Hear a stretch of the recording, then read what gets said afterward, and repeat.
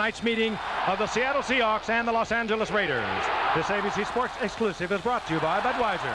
Beechwood Age for that clean, crisp taste. This Bud's for you. By Nissan Cars and Trucks, built for the most important race of all, the human race.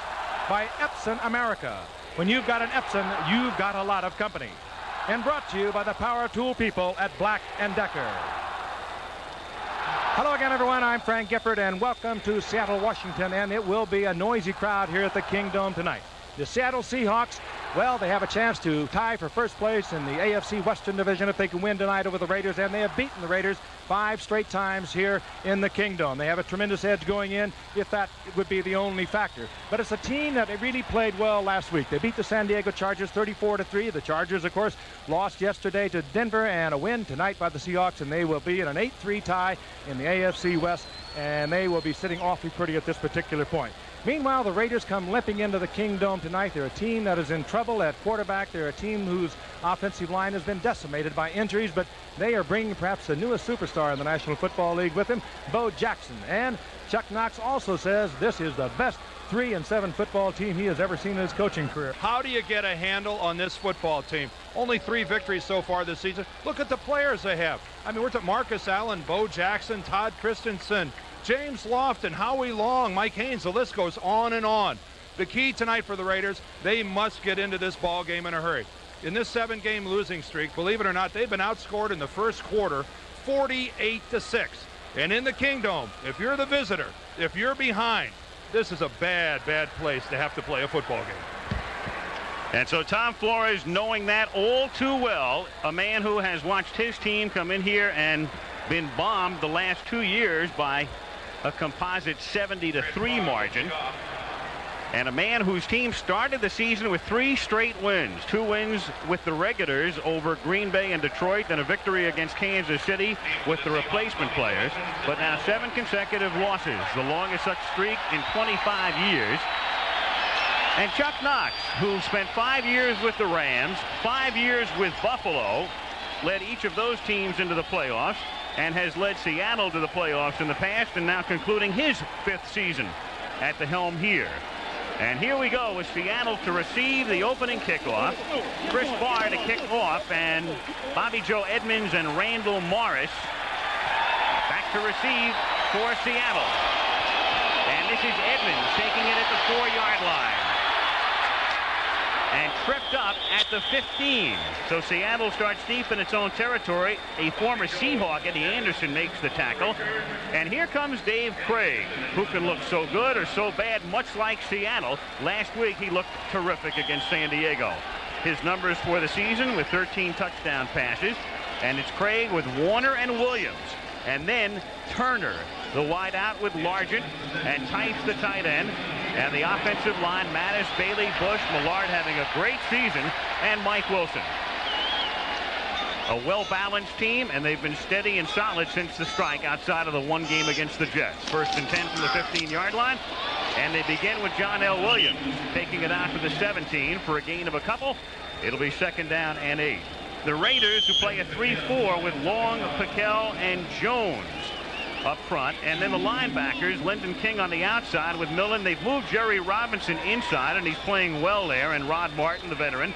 And then Washington and an injured Mike Haynes at the corners with Turan and McElroy, who's having a great year at safeties. And at the moment, Sam Seal is playing the cornerback spot in place of Haynes, who's hurt. He has a bad foot and will play probably sparingly tonight. Largent in motion on 2nd down and 8. And Craig going deep and too deep. Intended for Largent, who was covered by Sam Seal. And Seal will be a busy man tonight.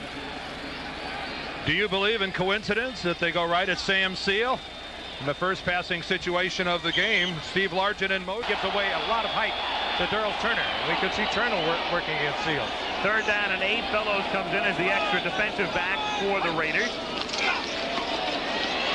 Craig is protected well and then shoots one out to Butler, but Butler, after a gain of 2, is stopped by McElroy. And so the Raiders are able to keep the Seahawks in check on their first series, and Seattle will be forced to kick 2 minutes into the game. And thus a promising start for L.A. Chris Woods drops back deep. Last week, San Diego fell behind very early. In fact, Anderson fumbled the opening kickoff. Seahawks recovered. Johnson kicked a field goal, and Seattle was off and running. And it's insanity to be behind here in the Kingdom. A good first series for the Raiders defensively, 3 and out. They'll get some good field position, and offensively, they've just got to get some points.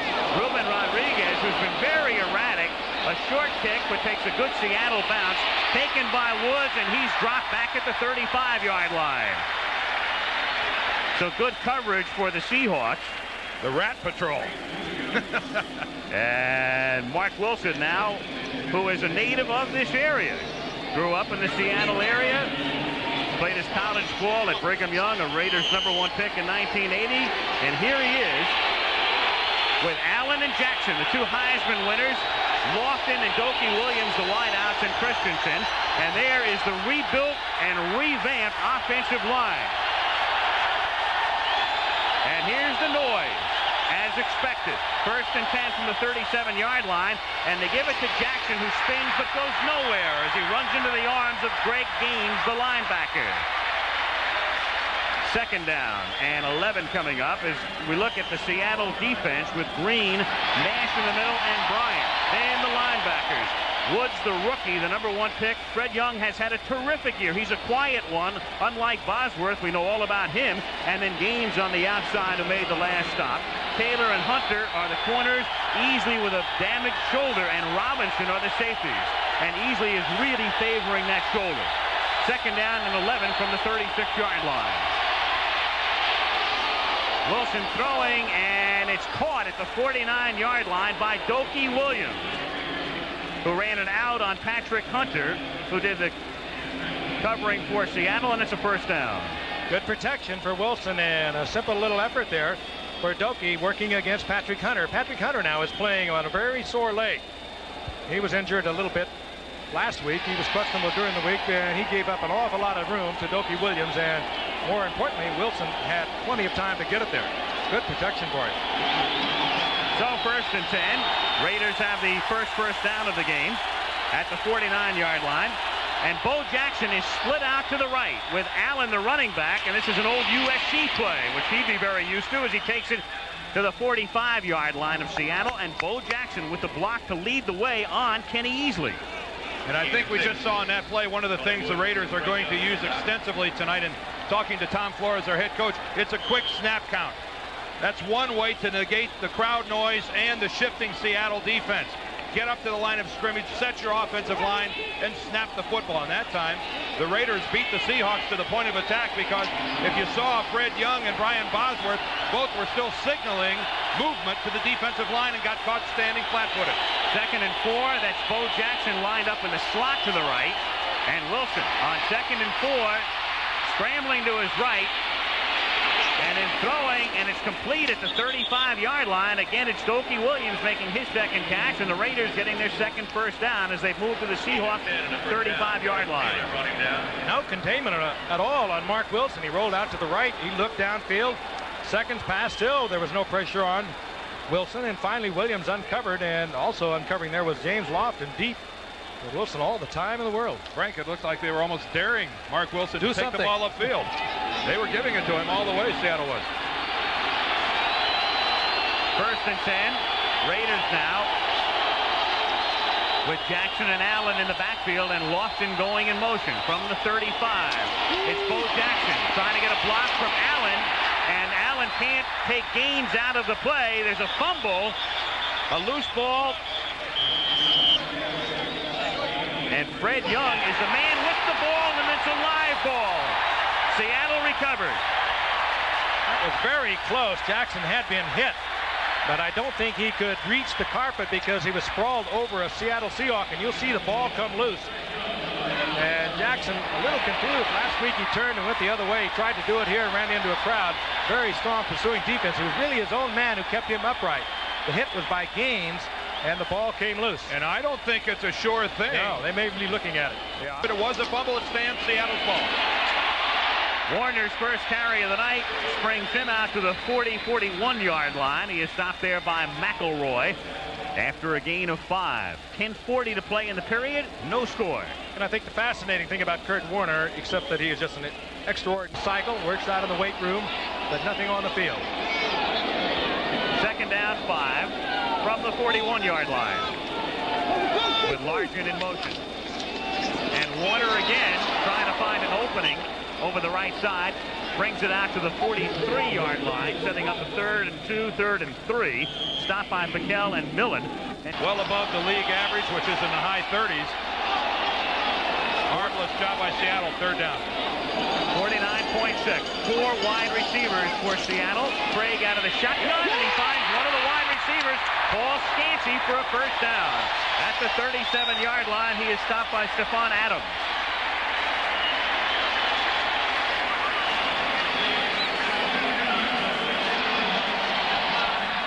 Scansey that time is lined up in the slot to Dave Craig's left. Nothing more than a simple quick slat in pattern, and he gets in there easily, getting behind Stephon Adams, who gave him the inside breakaway, and that's exactly what Scansey was looking for. 4 wide receivers. Scansey was in there, Butler was in there, Turner and Largent.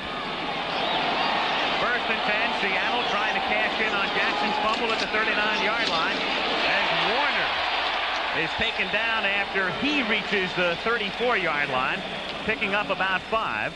Earlier, this guy's banged up, hasn't practiced in 3 weeks, and that turf toe, which is a injury to the big toe, you really have to wonder how effective a running back can be with that type of injury.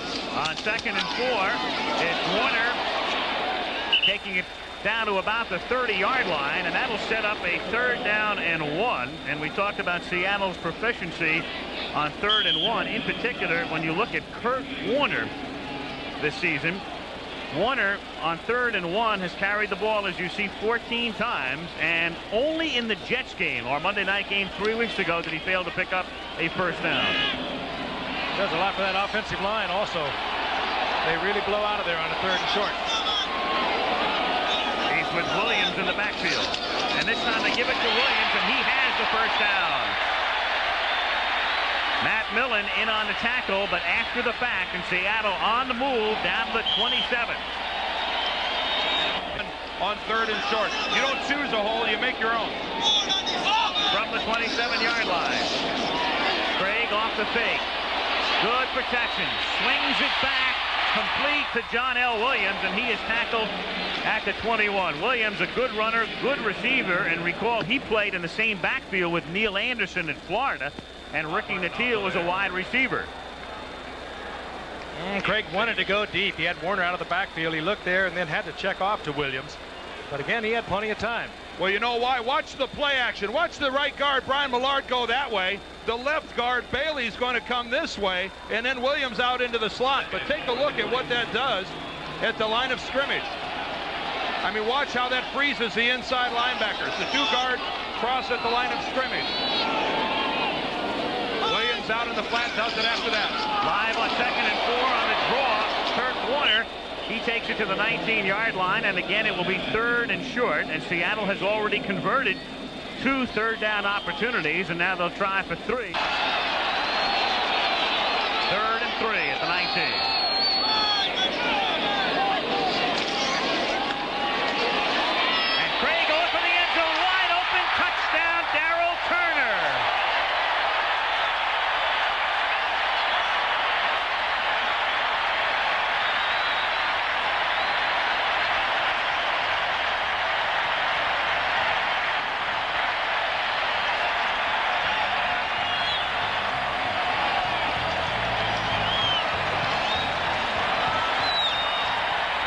Statement about wide open. Largent was breaking underneath Turner. Turner just the man who was clearing out for Largent, and totally released, wide open in the end zone. Well, Largent and Turner did a crisscross about 3 or 4 yards past the line of scrimmage. Just totally confused the Raider secondary. Norm Johnson for the extra point. And when Seattle gets down to the end zone, you can count on Turner. He's caught 99 passes in his career, 35 for touchdowns, an incredible percentage. A look up front during the commercial. That's where it starts. All the time in the world for Dave Craig and Darrell Turner. That's one of the easiest touchdowns he'll get, and what LA didn't want, Seattle up front. In his last couple of seasons in the league, his last 64 catches have resulted in 25 touchdowns. He knows all about that end zone, and he knows all about giving Seattle a 7-0 margin here off a Bo Jackson fumble. So Seattle cashes in on the turnover. Norm Johnson to kick off. Lance Mueller and Dokie Williams back for the Raiders. Williams from the 2. Tripped up at the 23, and a marker goes down. Our first penalty of the game. Brian Bosworth in on the tackle, and Jerry Markwright will assess the penalty against the Raiders.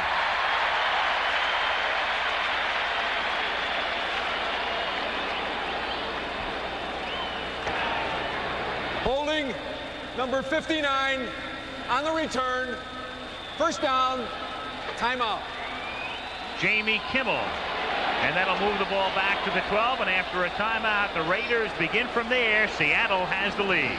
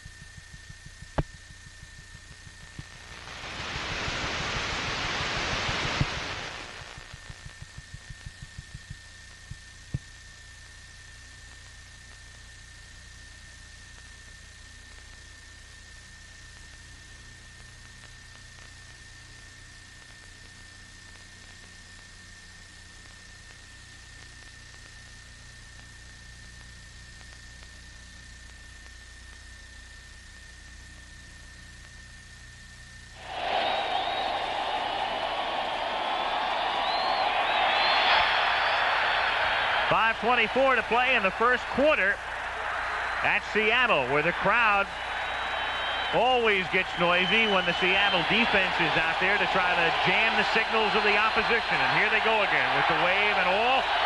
And Seattle leads 7-0. First and 10, Raiders from the 12.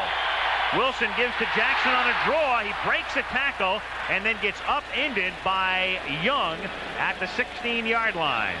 Let's go back and look at the touchdown by Darrell Turner. Watch this sophisticated pattern. Turner's going to go in motion and then go downfield, break back to the outside. Steve Largent is going to cross him and come in underneath, and this totally confuses Ron Fellows and the Raiders secondary. Now Largent makes his break back underneath. Looks like part of the Raiders are playing zone. It looked like Ron Fellows thought that Darrell Turner was going to be picked up by someone else. 2nd and 6 at the 16-yard line.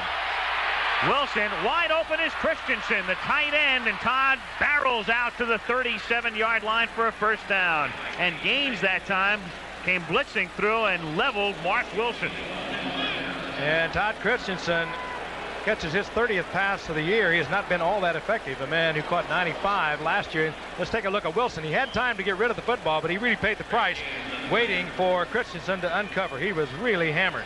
That was Greg Gaines, number 56, who came up the middle unblocked, and that's something the Raiders have done proficiently over the year, and that's get Todd Christensen into a soft spot in his zone defense. That's his 30th catch. He leads the club. Fake pitch, and then the toss goes to Jackson, who drops the ball. At Kansas City, that would be E7. Here it's simply incomplete. 2nd and 10. And last week in the game against Denver, on exactly the same play, on about Denver's 35-yard line, it was exactly the same result, where Bo dropped the football, but it was right after that that he came up with the big second quarter with a couple of touchdowns. Interesting combination that the Raiders had out in the flat. They sent Marcus Allen on a fly, and Mark Wilson either was going to read Allen and get it to Allen or come back and get it to Bo Jackson. They covered Allen. He checked off to Jackson.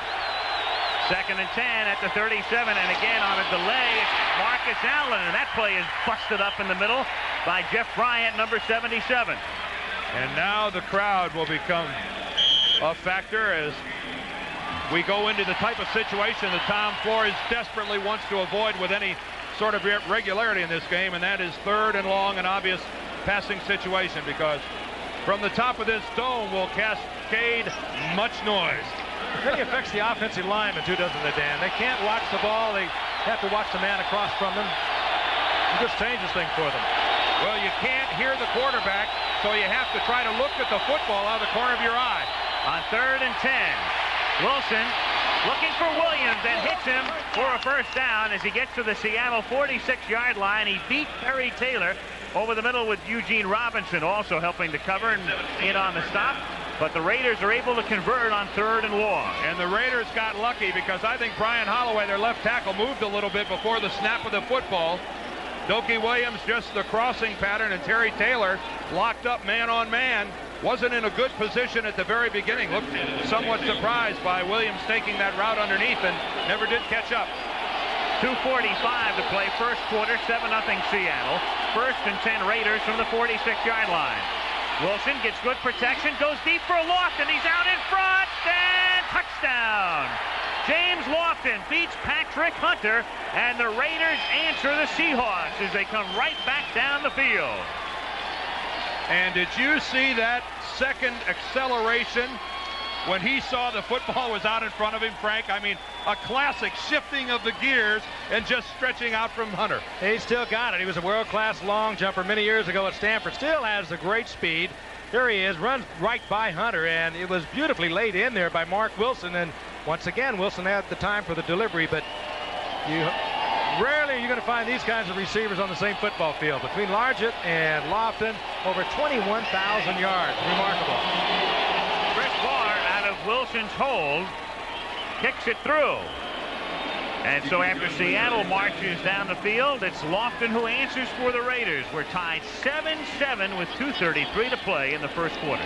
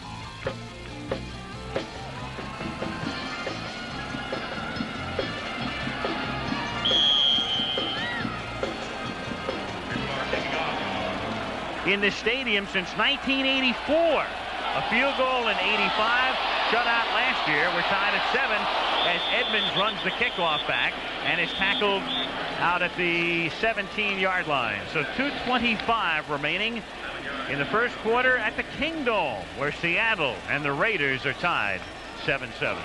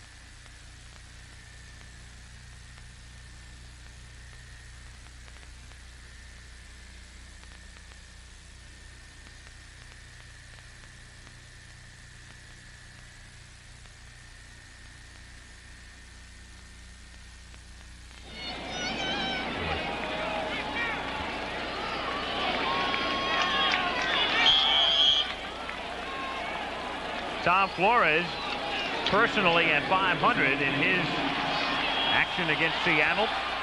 And the Raiders lifetime trail Seattle 10-9 as it's Kurt Warner taking it out to the 23-yard line. Seattle, one of only 2 teams with a regular season edge over the Raiders in the history of the Raider franchise. The other would be the New England Patriots. Let's go back and look at how the Raiders tied this football game up, and it was with James Lofton. Now here's James, here's Patrick Hunter. Now Lofton comes down. Rather than forcing him to the inside of the field, Hunter lets him go to the outside where he'll get no help from his free safety. A key move, because when you give James Lofton the outside of the field, you better be able to run with it. And on second forward, John L. Williams goes nowhere. He is stopped by Sean Jones, number 9. And the ball is at the 24-yard line with a 3rd and 4 upcoming. The Boz freshly quaffed. Is that a haircut or a brand? Well, how many hours does that take to do that? Maybe it's burned in there. He's a tough guy, you know. Maybe it's the old double X ranch or something. 3rd and 4 from the 24.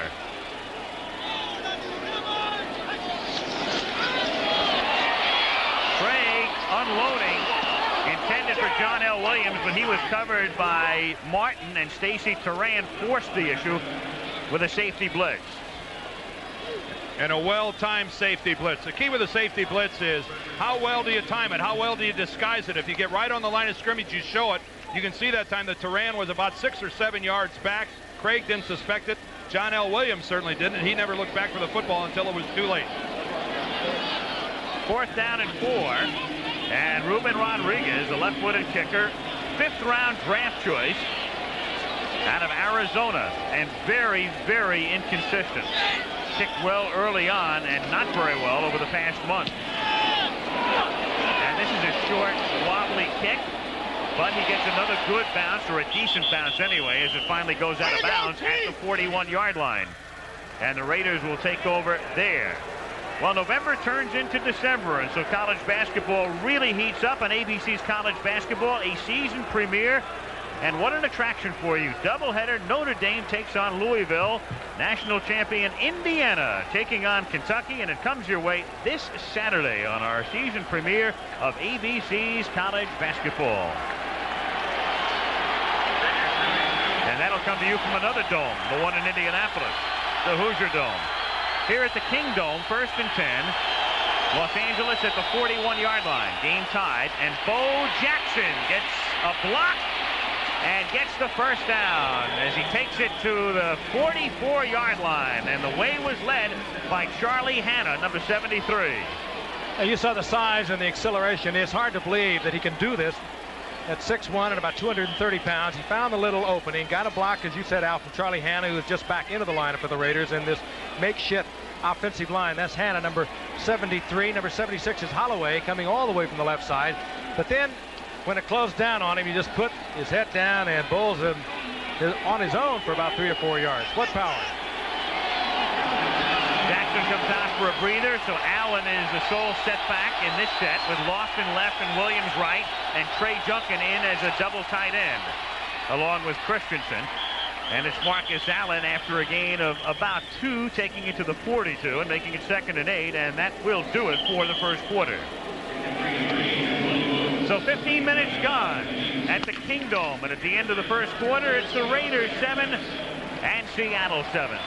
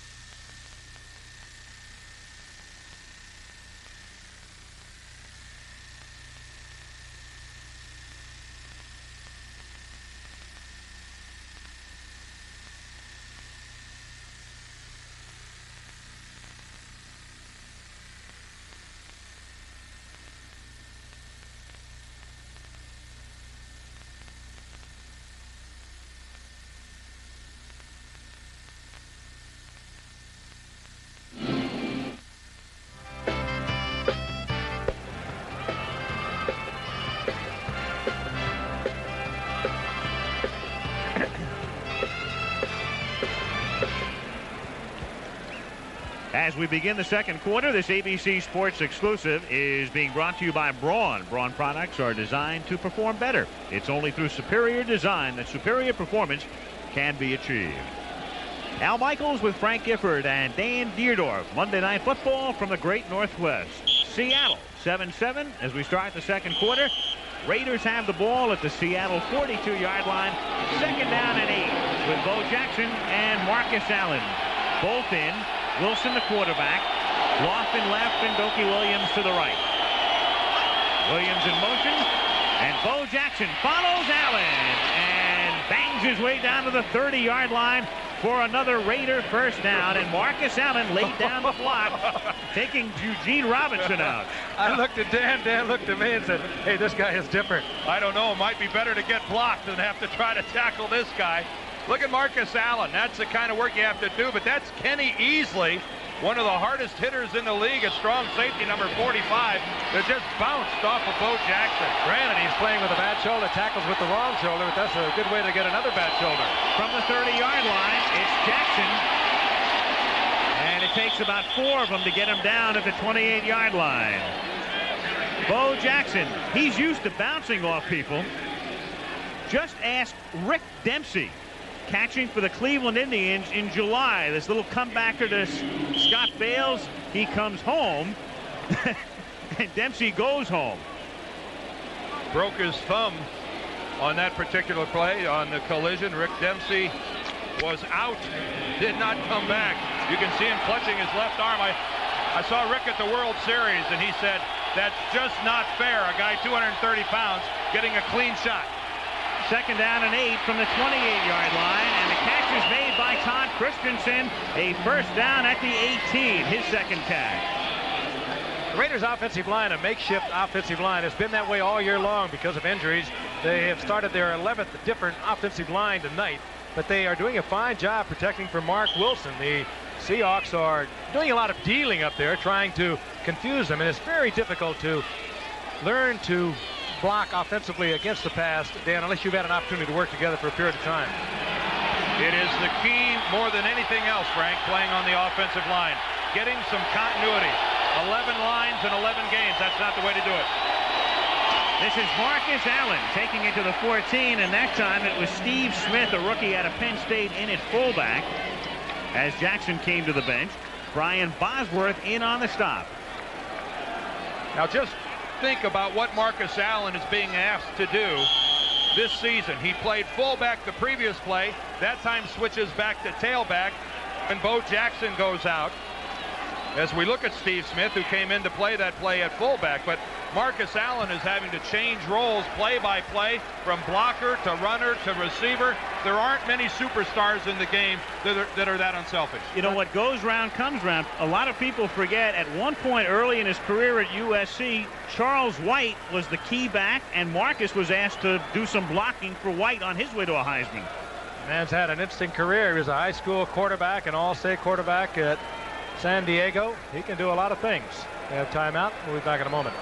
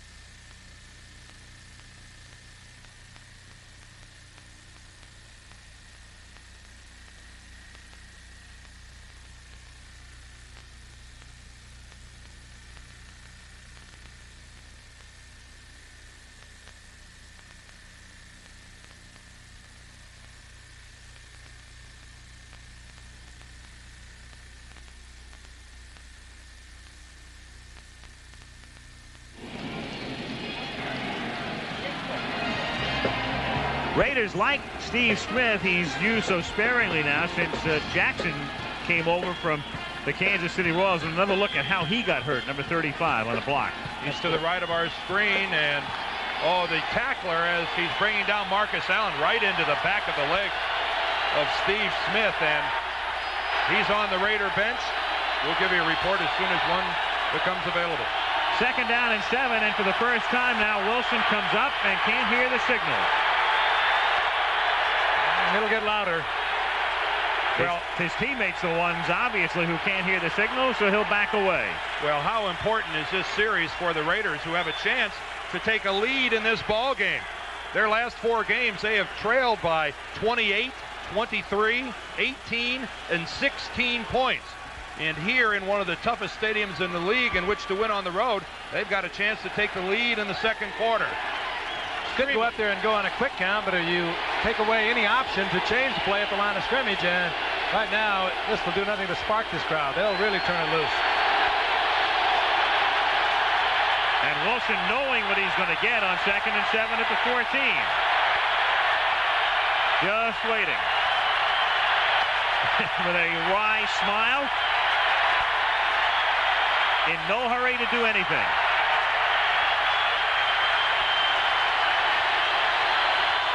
Mark Wright wants the Seahawks to try to quiet the crowd. Boy, there's a great effort. That convinced me.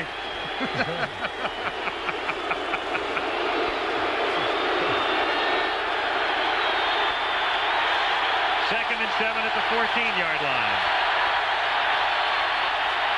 Jackson goes in motion for the first time. Wilson protected well, wide open is Jackson for the touchdown. Bo in motion, goes to the corner of the end zone. Fred Young that time blitzed. He was picked up by Marcus Wilson. That enabled Marcus Allen, and it enables Mark Wilson to hit Jackson for the touchdown. Full-blown defense. There's no question about it. Somebody should have come off the blitz to pick him up. No one even near him. Well, that's because one of the Seahawks defenders fell down on the play. We'll take a look at this from another angle, but the guy who's supposed to be covering Bo Jackson on the play ends up on the ground. Let's see if we can spot it from this angle.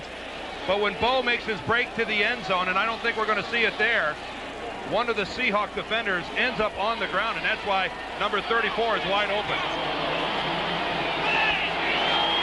Barr with Wilson holding, boots it through, and so the Raiders, who had fallen behind early, have come back with back-to-back touchdowns on successive drives and lead 14-7. This is Bo Jackson just down, but watch this guy right here. When he makes his break, down he goes onto the ground. Jackson in motion. He makes his cut to the inside and to the ground. And I think that's Kenny Easley who gets back up. Yes, it is. Kenny Easley fell. That's why Bo Jackson gives the Raiders the lead on an easy touchdown.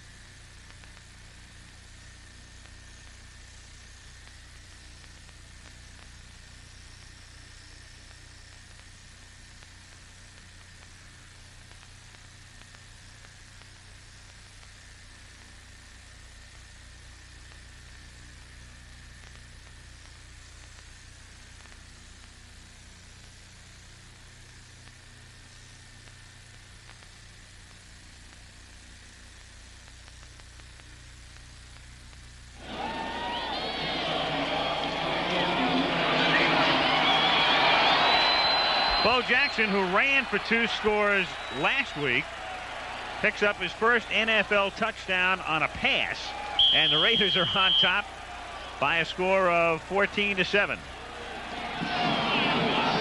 Barr puts it in the air, and Edmonds takes it at the 7. Edmonds out past the 25, and then ridden down out at the 30-yard line. They take the ball away. Jamie Kimmel was in on the tackle, and the ball winds up in the hands of Steve Strahan, but after the play was blown dead. Next week, it's the New York Jets in a 3-way tie for the top spot of the AFC East at 6-5 against the Miami Dolphins, who try to rebound after yesterday's thrashing at the hands of Buffalo, 27-0 from Joe Robbie Stadium next Monday. Jets Dolphins. Seahawks now at their own 31. 12:09 to play in the half. Craig gets dropped at the 25. There's no flag. Jerry Robinson comes charging through, and the Raiders came flying across the line. Well, they blitzed both of their inside linebackers. Matt Millen came as well, and they timed it pretty well. Both of them hitting the line of scrimmage. Watch them both come into the screen. There's Millen at the top, Robinson the near man, and there just aren't enough blue shirts there. John L. Williams tries to get up and make the block, and actually does, but not before Jerry Robinson gets that arm on Dave Craig's jersey. 2nd down and 16.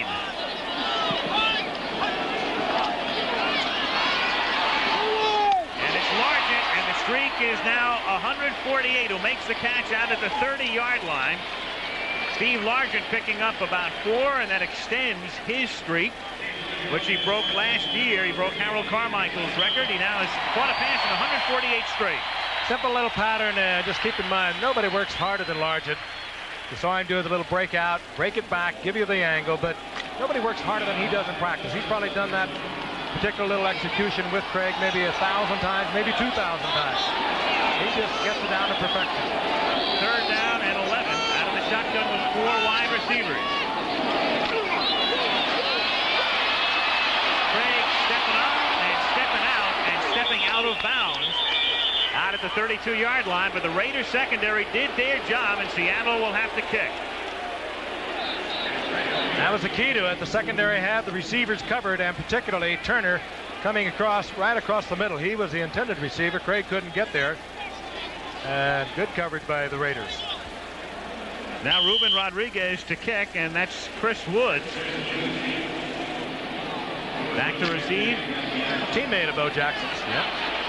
Went to Canada, and now playing with the Raiders. And Rodriguez, 2 pretty ugly punts, but not bad in terms of numbers, 42 and 35, because he's gotten some good bounces. Last week he had a 2-yarder. He had it down himself.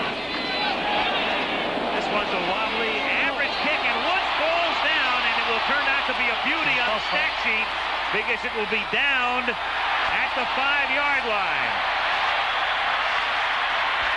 That's a 30-yard mistake by Woods.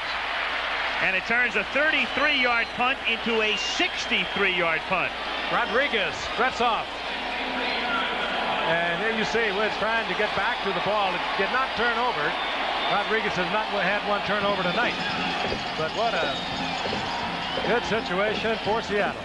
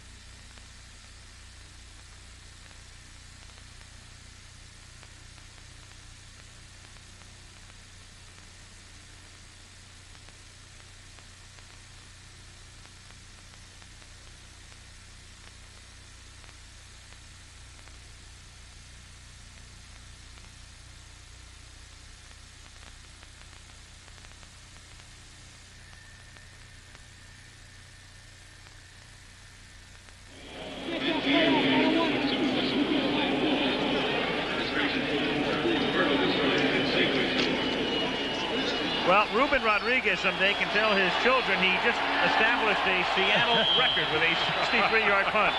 My son, you should have seen that kick. On the heels of me talking about his 2-yarder last week.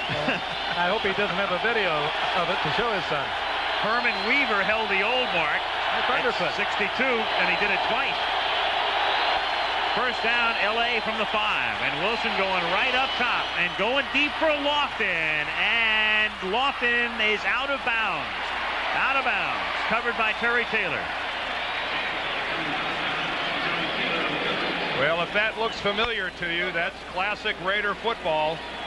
Going over the top out of their own end zone. The Raiders from anywhere on the field will go long, and that time Mark Wilson just didn't have enough arm. James Lofton was a couple yards beyond Terry Taylor and had to break stride, come back for the ball, which ultimately ended up out of bounds. Wilson off to a good start tonight. His club ahead 14-7. And it's Marcus Allen taking it out to the 8-yard line. Marcus's brother, Damon, plays with the Edmonton Eskimos, and he celebrates a championship today as the Eskimos beat the Toronto Argonauts in the Grey Cup, the championship of Canadian football yesterday. Hard to believe their season is over already. No, it's just heating up. Allen, in his last 3 games against Seattle, has been held in check early in his career. He did a lot of damage against the Seahawks. 3rd down and 6 at the 9. And Bo Jackson to the 20 and out in front, and only one man to beat, and Easley can't run him down. He had the angle, but there goes Bo, and nobody catches Bo. Touchdown. He may not stop till Tacoma. He's gone. Portland. He just went by Spokane. And there go the Raiders into final. What a scene. Come on back, guys. Oh, he was flying. Tremendous block by Marcus Allen against Patrick Hunter. That's twice they have used Bo Jackson on that same play. They did it on a 2nd down and long a while ago. They got a 1st down. They come back now and go 3rd and about 6. And not only get the 1st down, they get the touchdown. And he is an awesome weapon. And keep in mind, that was a 3rd down play from the 9-yard line. 3rd and 6. You'll see Dean Maraldi, the center, pull out of there. Steve Wright, the right tackle. But, I mean, it's over right there. Kenny Easley has the angle. And it's like little kids chasing a grown man. It's the longest run in Raider history. Kenny King won 89 yards in 1980. And it's almost unfair the way Bo Jackson has looked the last couple of weeks.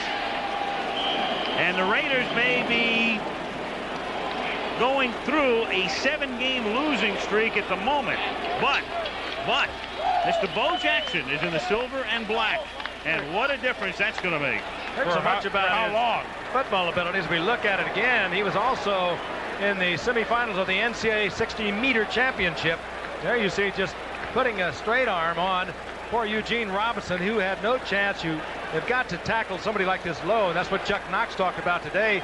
Robinson did not get in on him, and he just turns on that tremendous speed and races away from Easley. Well, it's just like a track meet, too, where they disappear. They cross the finish line, break the tape, and disappear under the stands, and that's exactly what Bo does. This is Bo Jackson right here. Marcus Allen, watch his lead block. Right tackle, right guard, both pull and lead up. But when he gets to this point right here, I'm afraid that's nothing more than sheer unadulterated speed. There's Allen on Hunter. There's Maraldi out in front, but he never even gets into the play. Both his offensive linemen are just totally out of it because Bo Jackson saw the hole and just outruns not only his own players, but everybody in the blue jersey as well. You know, Easley is not a blazing speedster, but that's kind of embarrassing. Well, he ain't slow either. Yep. The fastest man on the Raider team, and just stop and think what I'm saying. That's a team that has James Lofton, a world-class sprinter, and Bo Jackson easily the fastest. Edmonds takes Barr's kick at the 5 and brings it back out to the 29-yard line, stopped by Andy Parker with 9:33 to go in the first half, and this crowd suddenly very quiet, stunned, and I think very much in awe at the moment, as is Chuck Knox. You look back over what's transpired. You got the touchdown pass, even though he easily slipped on that by Bo Jackson. You got a key 1st down on a 2nd and long yardage by Bo Jackson that kept that drive alive, and now you have Jackson just doing it almost on his own, taking it all the way. He is responsible for all 21 of those points. Do something. 1st and 10 at the 29-yard line. And it's knocked down. Largent was the intended receiver, and knocking it down and almost picking it off was Stacy Turan. The Raiders falling back into a zone, expecting pressure up front. Howie Long, a man who has almost been forgotten because of this situation. Every time that man rushes the quarterback, there are 2 men on him. There's Largent trying to find the seam in the zone, and Turan with a nice play from the inside, got both hands on the football, but just couldn't pull it in. Largent was in the right spot. Turan just played it very well. 2nd and 10, Seattle at the 29. Raiders ahead 21-7. Craig pressured. Throws complete out to the 32-yard line. Catch made there by the tight end Tice. And it will be 3rd down coming up. 3rd down and about 6.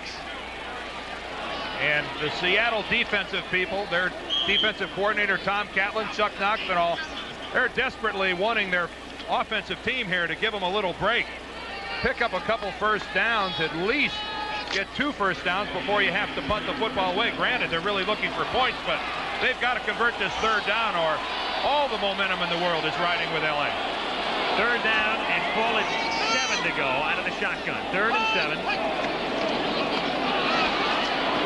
And a first down as Scansey makes the catch. Scansey got inside James Davis, the 6th defensive back for the Raiders.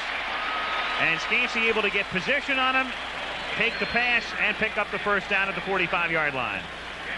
Seattle using the motion. The outside receiver is Turner. Watch him go. Scansey works underneath, gets inside. It's a good throw from Dave Craig, but look how the motion is being used by Seattle. That's Ray Butler that goes in motion. Scansey works in underneath and gets inside James Davis, but we've seen how effective that's been early for Seattle, using that outside crisscrossing motion with their wide receivers. Seahawks at their own 45-yard line. Fake to Williams. Blitz is on. Sack. A fumble. Loose ball at the 30-yard line as Mark Wright takes a look. And Seattle is able to maintain possession back at the 30 after a 15-yard loss. And Kurt Warner was the only Seahawk that had a shot at that ball. A couple of different Raiders had a play on the football. Both outside linebackers coming. Lyndon King, the former Charger. Rod Martin coming from his right side, and really nowhere for Craig to go. There comes King on the right, and here comes Rod Martin. And it was Lyndon King who got the hand in there to pull the ball loose. And if Kurt Warner doesn't pull that up, you see nothing but white jerseys there. That could have easily been a Raider touchdown. 2nd down, 24 from the 31-yard line. Craig pressured again and sacked at the 22-yard line. That's going to be a fumble. That's loose. And the Raiders have it. The Raiders have it. Greg Townsend with the pop. Sean Jones with the recovery. Raiders fired up defensively by the play of Bo Jackson as well. You've just seen the momentum gradually change until it swung all the way to the Raiders, and a great play by Greg Townsend. Well, there's a limit to how long the quarterback can hold on to the football. And Dave Craig really had pretty good protection initially. Inside, Howie Long takes the inside. Bill Pickell loops around from behind. But Dave Craig still looking downfield, doesn't even seem to sense the pressure. And Greg Townsend coming in from his right, from Craig's right, makes the play. And so the Raiders ahead by 14 have a 1st and 10 at the Seattle 21-yard line. 7:06 to go in the half. And who'd have thunk it? Yeah. Well, a break for the Seahawks here. Bo Jackson, for the moment, is on the sideline. As Vance Mueller is the tailback, and Mueller with his first carry does a pretty good Jackson imitation, taking it down to the 13-yard line for a gain of close to 9.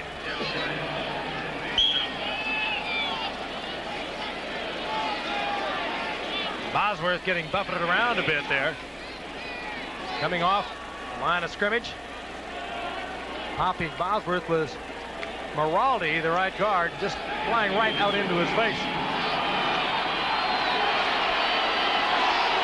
1st first time this season, the Raiders have scored touchdowns on 3 straight possessions, and it's Marcus Allen for a first down and setting up a 1st and goal at the 5-yard line. And the Raiders have done exactly what Tom Flores wanted. He's taken the crowd out of the game. It's very silent in the normally noisy Kingdome because of what you're looking at right there. Those 3 consecutive touchdowns, and now a 1st and goal at the 5. Quiet, they're stunned. And again, it's an offensive line, a makeshift offensive line. 11th time they've come with a new offensive line, and they are blowing the Seahawks out of there right now. 1st and goal. Marcus Allen takes it to the 2, and there's a marker. On a running play, that's probably going to be holding on the offense.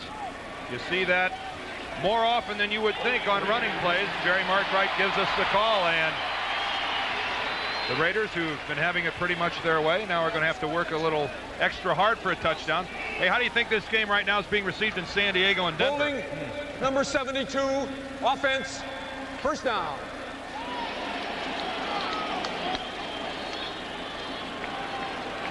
Inside the 10-yard line, the Raiders have been very proficient. As you see, the NFL average 64%, but the Raiders, once they get inside the 10, have pushed it in 83%, or 5 out of every 6 times. In other words, they've been inside the 10.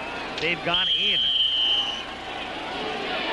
Hanna, the man who was whistled for the last infraction. And now it's 1st and goal back out at the 15-yard line. Jackson still on the bench with Mueller and Allen the backs, and Marcus Allen gets stopped for no gain. Bryant got him around the legs, and another marker is down here. This game, of course, being received very well in San Diego and Denver at this point. Here's Markwright again, another holding call against the Raiders. If the Raiders win this game, San Diego stays alone on top, and Seattle would drop behind Denver. Number 77, offense, 1st down. The just activated Chris Ream. He just came into the lineup for Charlie Hanna, who had to go out. Charlie Hanna re-injured. He's over the sidelines. They're looking at him, and it is Chris Ream now. And once again, the Raiders have to make an adjustment in their offensive line. So 1st and goal now out at the 25-yard line. Lofton left and Williams to the right. And Mueller goes in motion. Toss to Marcus Allen, and he gets bottled up at the 23-yard line. It'll be 2nd down and goal. The run by Bo Jackson of 91 yards is the longest run in the National Football League since Tony Dorsett went 99 on a Monday night for an NFL record. January of '83, the tail end of the '82 season, and it's the longest run since that night. That was against Minnesota, wasn't it? You know, in this long yardage situation here, I might ask Bo Jackson if he felt like playing a couple plays. 2nd down, goal. Screen to Allen inside the 20. Marcus inside the 10, and he takes it down to the 6-yard line. It'll be 3rd down and goal. In his 64th consecutive game, as you see, a Raiders record. Good call, long yardage. Pump fake it downfield. Allen set up like he's going to block, slips out, gets a couple of blockers out in front of him, and the Seahawk defense all dispersed downfield, and Allen takes it down inside the 10, close to the 6-yard line. 3rd down goal, 4 minutes to play in the half. 21-7, Raiders.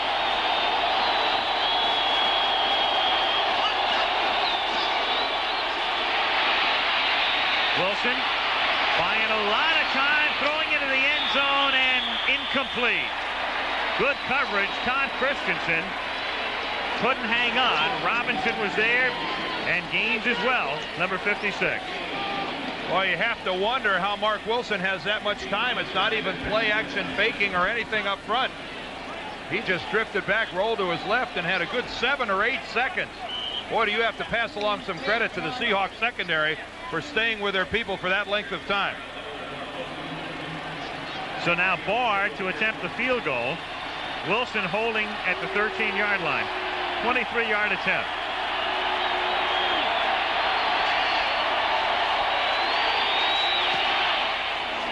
And the Raiders come away with with 3 after the Seattle fumble. Over the last 3 years, Barr is now 21 of 21 inside 30 yards. And that was an automatic for him. And the Raiders, with 3:42 to go in the first half, lead Seattle 24-7. Go figure it. A couple of weeks ago, we saw Seattle against the Jets. Figured there was no way the Jets win the game, and they do. Seattle looked so great last week against San Diego, and now they've got a major problem.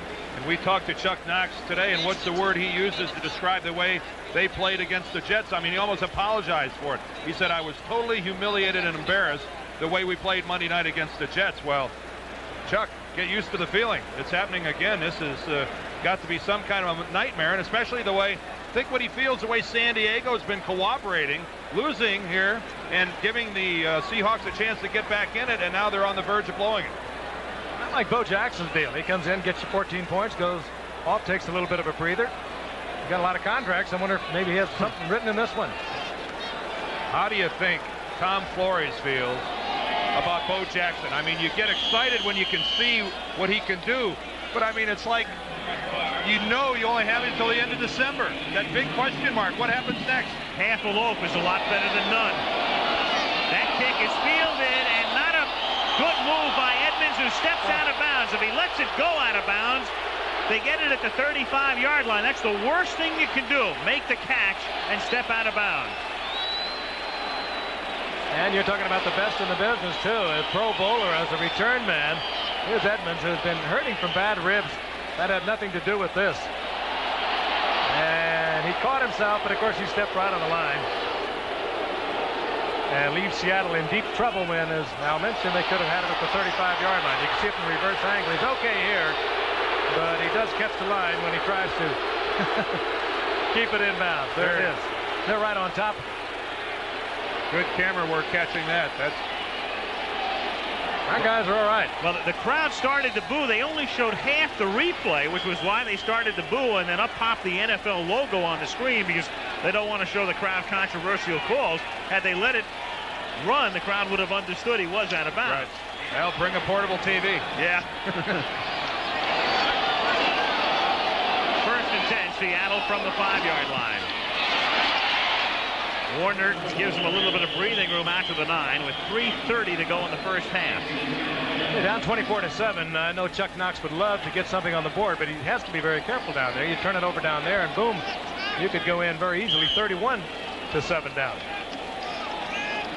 When you're this far from scoring, you're really not thinking points right now. You're thinking ball control. You're thinking first downs. You're thinking of escaping without giving the other team the opportunity to score. I don't think Chuck Knox is thinking points right now. He's thinking first down. 2nd and 5 from the 10. Warner. And Warner tries to get the first down. He's out of bounds, very close to it at the 15-yard line. Run out by McElroy. 2:51 with the clock stopped now. 2:51 left in the half. Kurt Warner, the great rookie year when he led the AFC in rushing, and then the knee injury opening day of '84, and that put him out for the rest of the year. His career appeared to be in jeopardy after the major surgery, but back he's come strong as ever. Talked so many times about it. Major knee reconstruction, and he came back, of course, with back-to-back seasons of over 1,000 yards in '85 and '86. Those yardage figures we threw up there are astounding. Not often do you see a team over 300 yards at the half. The Raiders already are, and the Seahawks well below 100. It's a lot of times those yardage figures don't add up to the scoreboard, but in this case they certainly do. They need an important yard here to keep possession. 3rd and inches from the 15-yard line. And Warner gets buried. He gets hit by Stacy Turan, but it appeared that his progress should give him the first down. Seal says no, but they'll, with a flag down as well, they'll mark it outside the 15-yard line. Malcolm Taylor, number 96, does a good job at the line of scrimmage, standing things up, and Turan came in there, and my gosh, what a hit he puts on Kurt Warner. Meanwhile, the penalty is against the Raiders, or against Seattle rather, but the Raiders want to see whether it's a first down or not. If it's a first down, they'll take the penalty. Holding number 59, offense, third down. It would have been a first down, so it's Blair Bush, and that'll push him back. Watch Stacy Torren come in on this play. This short yardage only going for 6 inches. He'll come in from the lower right of our screen. See him drop back off of the ball. Now he reads it in the hole. Face to face.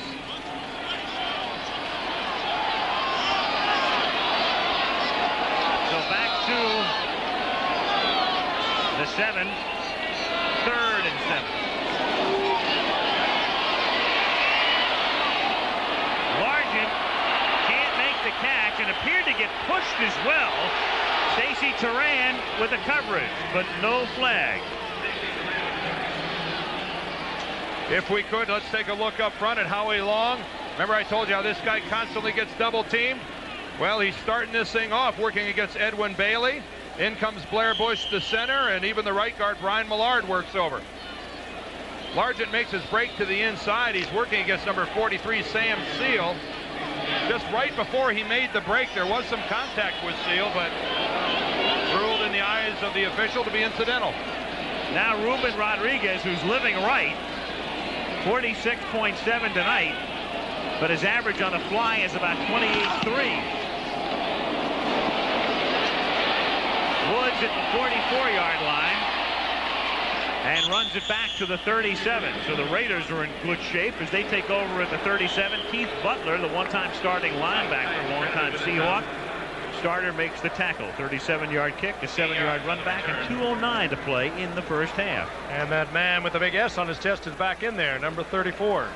Having dressed in the phone booth, and here he comes. Meanwhile, we will be at Joe Robbie Stadium next Monday.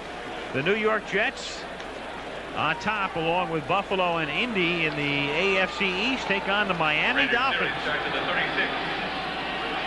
And I'm sure that's just what Seattle's defensive players want to see. Bo Jackson back in the game. Wilson shovels it to Marcus Allen. And Allen gets pushed back after taking it to the 33-yard line by Brian Bosworth. I know what you Seattle fans are saying. How come that's not a sack? Keep in mind the ruling there is grasp and control. Mark Wilson was in the grasp, not the control, and he got rid of the ball. This game is in the grasp and control of the Raiders at the 2-minute warning. LA by 17.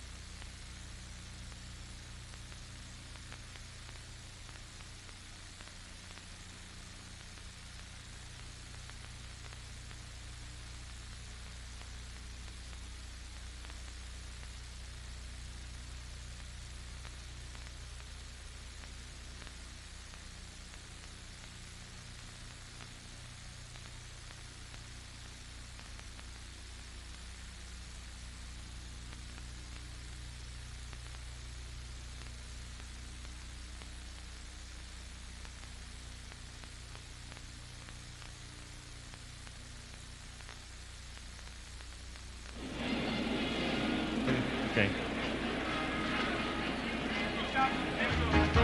Let's go back 17 years, 1970. George Blanda. What an incredible 4 weeks. Week 7 of the season, Blanda kicking a game-tying field goal at the gun. They tie Kansas City at 17. Then in week 8, they trailed Cleveland by 7 in the 4th period. He had Warren Wells for a touchdown, eventually kicked a game-winning field goal. Then in week 9, they trailed Denver with 2:28 to go in the game. Blanda hits Fred Biletnikoff with a game-winning touchdown. And then the following week against San Diego with the score tied, it was Blanda, a 16-yard field goal to give the then Oakland Raiders a 20-17 victory, saving the Raiders from defeat 4 weeks in a row. Tom Flores watching his team on top by 17. Flores winning the Super Bowl twice as a coach. And watching his team tonight attempting to snap a 7-game losing streak. Bo Jackson split out as a receiver to the near side here. And it's Allen on 2nd down and 7 to the 29-yard line, where it will be 3rd down and 2 coming up. As the clock runs down, the Raiders have all of their timeouts remaining. Coming up at the half, the Goodyear halftime report. The Raiders playing a scintillating first half tonight, but major problems thus far, and we'll detail them and also have a look at the New Orleans Saints. And Jim Mora will be with us live from New Orleans. The Saints ensuring their first ever winning season yesterday. 3rd and 2. Williams in motion. And Wilson hits Allen, but he gets buried at the 29-yard line by Fred Young. And Barr will lead the field goal unit out.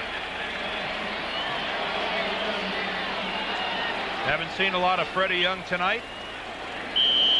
That's because nobody's been tackling Bo Jackson on the Raiders in their big plays, but that time locked up one-on-one. He was right there on Marcus.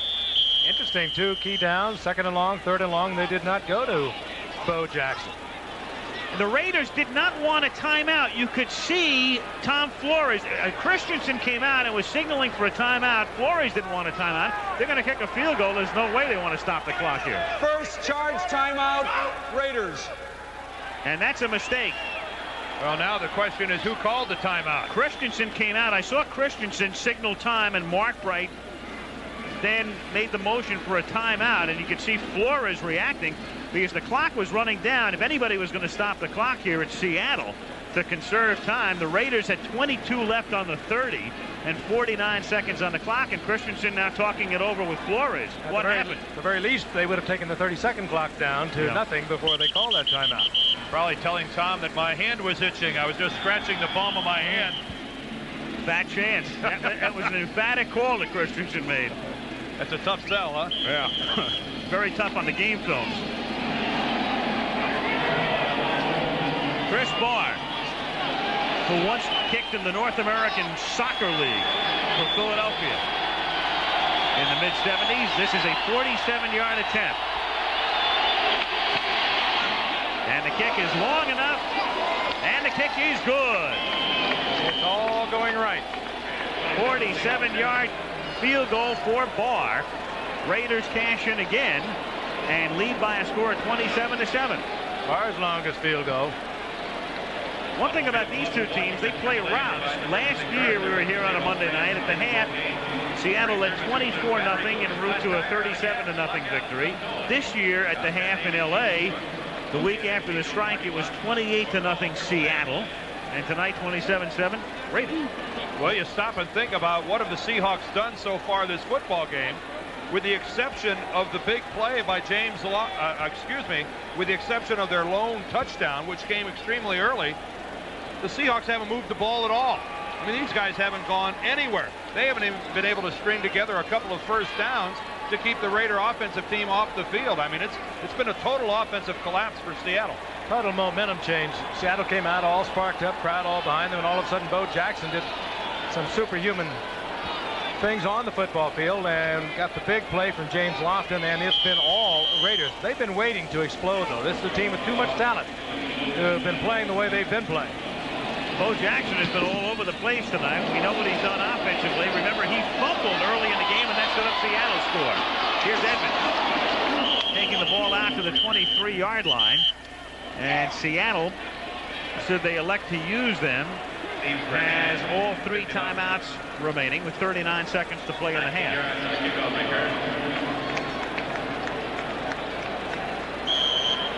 Raiders scoring on 5 of their last 6 possessions. Touchdown, touchdown, touchdown, field goal, field goal.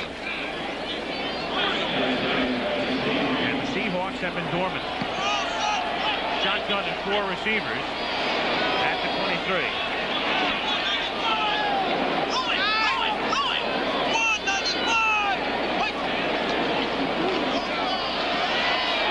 Craig. Scansey drops it at the 36-yard line. Scansey was stunned, I think, when James Davis didn't get a hand on it. He thought Davis was going to deflect it, and it almost knocked Scansey down. A little embarrassing. There is James Davis. Good position right in front of him. He just missed it. Could have even thought about intercepting it. Scansey said, well, what is this, baby? Put the strings up, I might get it. A no-no for a receiver, though, rather than looking at Davis. Looking all the way in your hands. Your concentration's on the football. 2nd and 10 from the 23.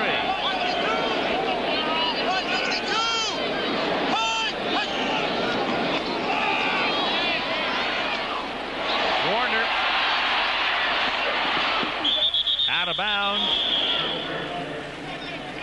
Stephon Adams gets credit for the tackle with 28 seconds to play in the half. And it'll be 3rd down and let's call it 3 at the 30-yard line. The Kingdom, normally so noisy, and right now pretty silent. As Bo Jackson and his mates have put on the whole show for the first half. 27-7 Los Angeles.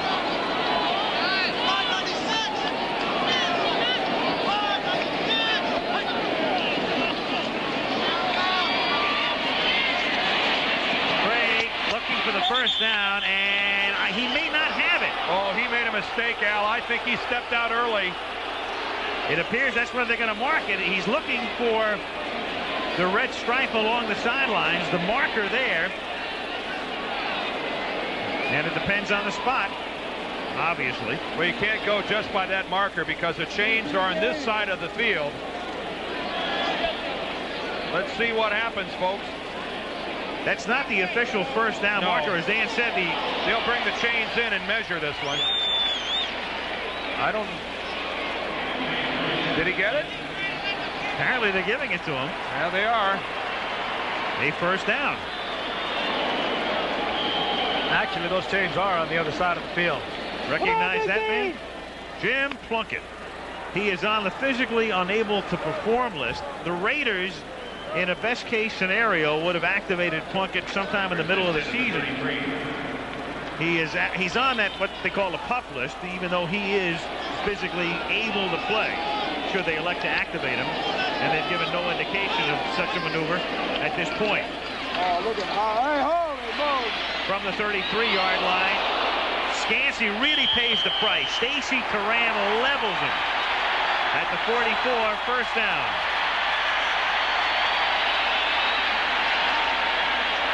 They'll do anything to Howie Long. They've been double teaming him all night. Watch the bottom of your screen now. Working against Mattis. And almost takes his wardrobe off. Well, Howie brings a lot of that upon himself because of that underarm. Watch the rip. You see that left arm go up underneath there? That's really not so much the offensive lineman holding him as Howie putting himself in that position by using that rip technique. Stacy Turan is really hammering body. You saw that shot against Scansey. That was Turan that came in before. Remember on the short yardage, he got called back and hit Kurt Warner right in the face. But boy, this time he just levels Scansey. Let's take another look at this one from behind all the time in the world. And hey, Paul Scansey shows a little something popping up from that thing like it was just a walk in the park. That's a major league stroke. He couldn't have fumbled if he wanted to. Seattle, after taking a timeout, 11 seconds remain. 4 receivers, and Craig out of the shotgun from the 44-yard line. For Largent, and he does not get out of bounds. He doesn't get out of bounds, and the clock keeps going, and Largent takes a timeout with 1 second. I'm play. Boy, I can't agree with that call. I don't agree with that either. How does the official say that he's still in bounds? Everyone now complaining. No question he was out of bounds. Great toss to get it to him. First of all, Largent knowing exactly what he had to do. He had to get out of bounds, and there he is, driven out of bounds. Oh, that's a terrible call by the official. I mean, I know the intent, but still, even though the contact is initiated in the field of play, in one continuous motion, Steve Largent is out of bounds. But how smart is Largent, though? Because Largent realized he kept the clock going and he got up. And in reality now, they'll only put, if they want to overrule this and on the replay, they'll only put a couple of extra seconds back on the clock, so there'll still only be time for one play. The clock back to 3 seconds. All right, so 3 seconds on the clock. They agree on the replay that he was out of bounds. It really doesn't matter the way it turns out. They're going to get one play anyway. But how smart is Largent to understand what was happening there within 2 seconds and take the time out? He knew exactly what he had to do. He's such a heady football player. First of all, there's no question that he was out of bounds, but you're right, he kept his cool, knew he had to stop the clock, and he did it. And got the Seahawks in a position where they could put 3 on the board. Norm Johnson, who can kick them from more than 50, especially indoors, a 54-yard attempt from the 44-yard line.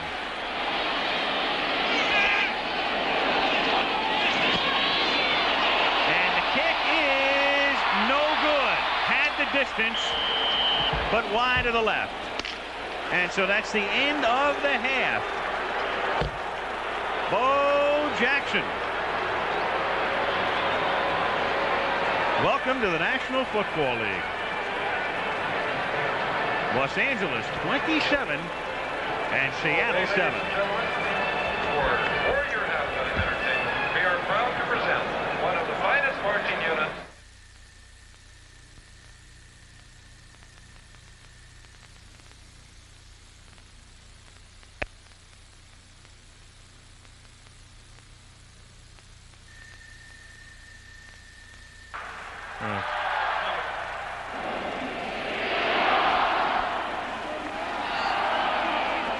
The Kingdom in Seattle, Washington, where at the half it's 27-7 Raiders, and the Seahawks to kick off to the Raiders as we start the third quarter.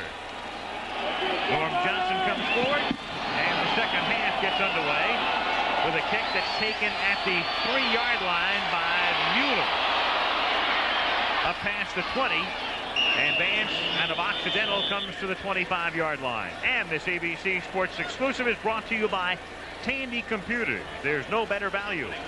By the Travelers. You're better off under the umbrella. And by Chrysler. Chrysler believes a luxury car should be a great driving car. At Chrysler, we're driving to be the best. Bo Jackson back in the lineup as we start the third period at the 25-yard line. Tremendous pass for Jackson. Not bad. On first down, they give it to Marcus Allen out to the 30-yard line.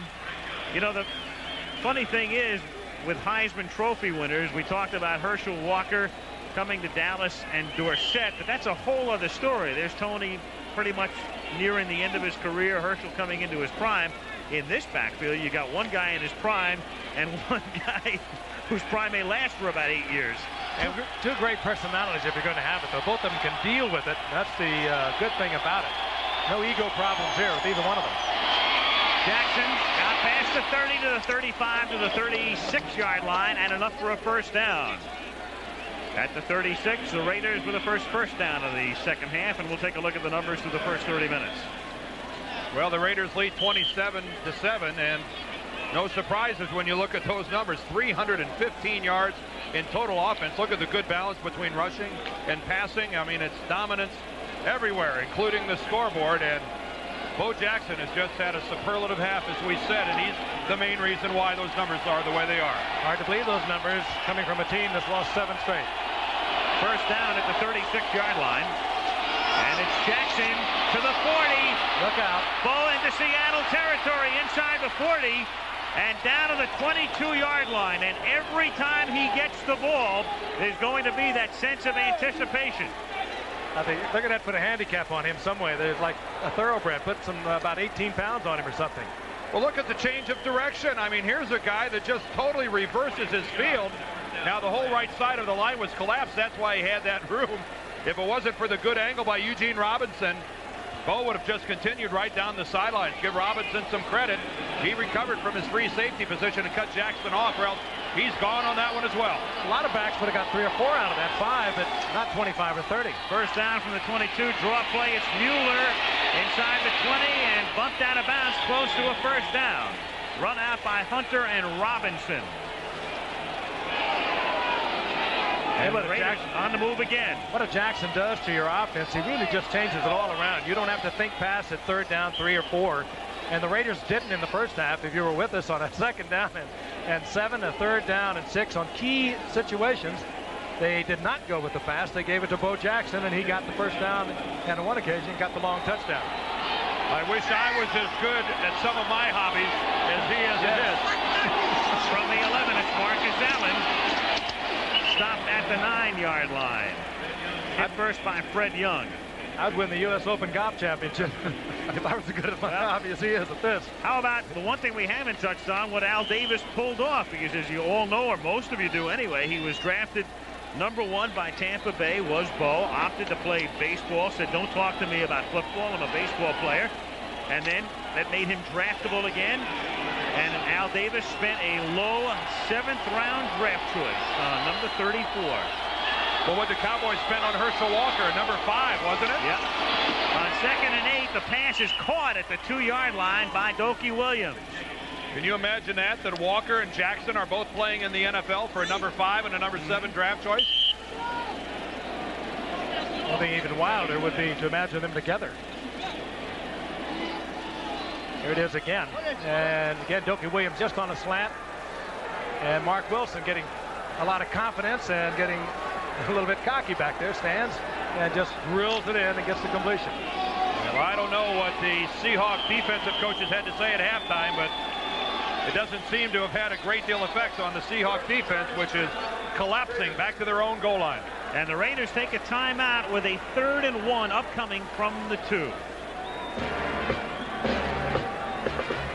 They were all just...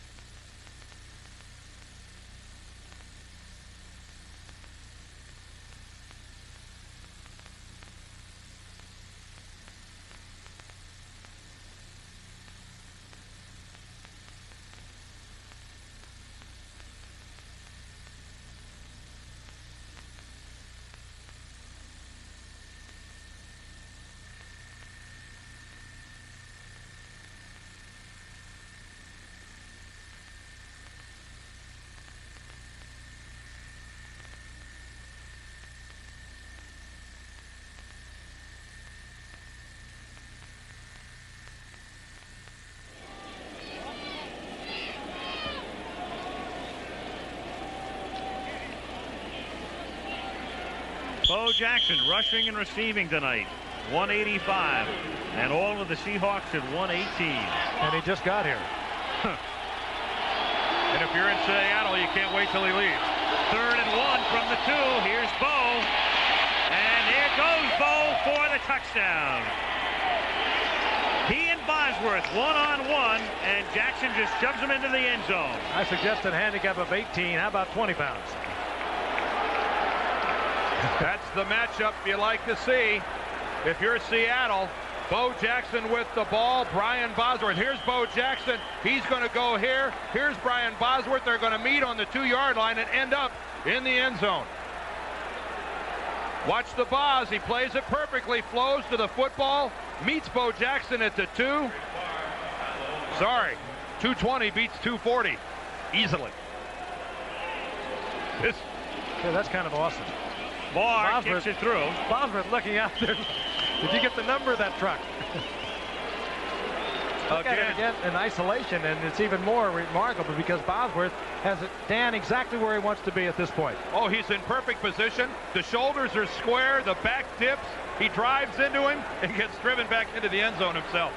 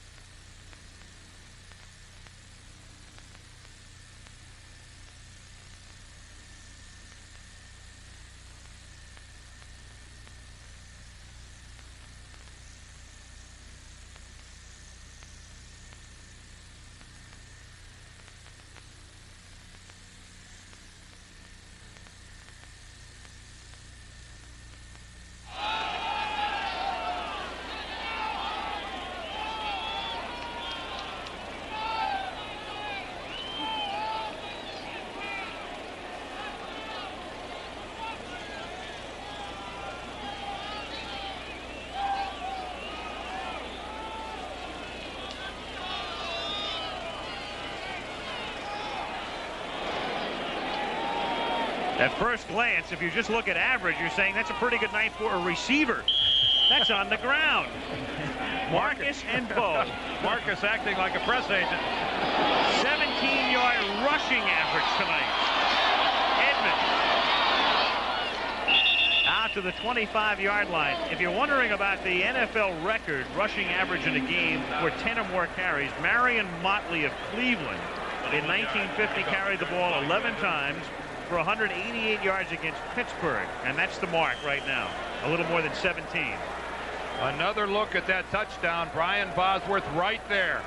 But look at Bo Jackson get the leverage, drop his shoulder pad underneath Brian's, and his momentum just shoved Bosworth right back into the end zone. He still doesn't believe it. There go the sunglasses deal. And the T-shirts. From the 26. It'll be 2nd and 10. You know, the amazing thing, this is a stunned crowd. They're just sitting there stunned. Talk about deals. You think there are some agents licking their lips thinking about how to market Bo Jackson? Hey, how do you think this effort of Jackson's is being received in Kansas City? Yeah. I mean, if you're a member of the Royals, John Sherrills and their organization, you're saying, oh my gosh, this is the last thing in the world I wanted to have happen. I mean, if you want to be selfish about it, they have to be thinking that way. 2nd down and 10 from the 26. Bo's a different kind of guy, though. From the 26-yard line. It's caught by Tice, and he has a first down out to the 39-yard line. You know, the funny thing about Jackson, Bo, he likes to surprise people. He likes to fool people. Remember when he first signed with the Royals, he said, Bo does what Bo wants. He loves to refer to himself in the third person. He likes to surprise folks, but to me, this is a personal observation. Next year with the Kansas City Royals, if he starts the season the way he ended it, he's going to wind up on the bench in baseball. And that may make a big difference in determining what he wants to do in the future. Warner out to the 40-yard line. It'll be 2nd down and 9, and there goes Jones and Ron Mattis. Well, Sean Jones a little upset that Ron Mattis came in at the end of that play. Mattis looking for his hat. That play was all but over, and Sean Jones was just cruising up to the pile when Mattis did a 180 and whacked him pretty good. You're going to see, here's Sean Jones right here. Watch Mattis peel back and hit him right alongside the pile. I mean, this play is over, and well, nobody gets hurt on something like that. I don't blame Jones for being a little upset. There wasn't much to that. But the helmet came off. Oh, keep that on at all costs. Well, I don't think Mattis gave it up on his own. I don't think he had a whole lot to say so about losing it. get set here on 2nd down and 9 from the 40-yard line.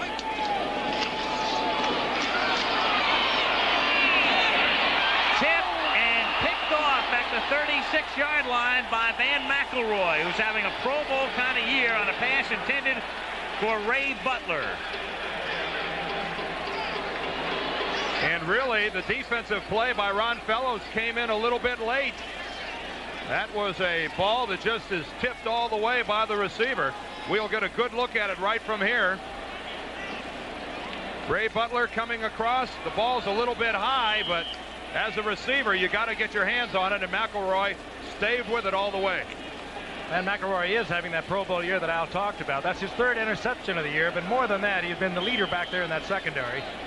Diving for the interception here, and when you're having a good year and you're playing like he is, you're where the ball is, and that's what is happening to McElroy this season. You know, looking at it again from the reverse angle, that ball looked a lot harder for Butler to control than it did from the other angle. I don't know that if he could have kept that thing from being deflected back up into the air. First down, 41-yard line, and it's Jackson blocking for Allen. And Marcus running for a first down. And this is turning into no contest with the score 34-7, and the Raiders just running at will. And they got an act going together now. They're on the sidelines laughing, talking on the telephone. Marcus Allen and Bo Jackson at that time. Jackson with the lead block in against the rookie Tony Woods to get Allen around the corner. And Jackson has laid on a couple of major blocks, but Allen has done the same for him.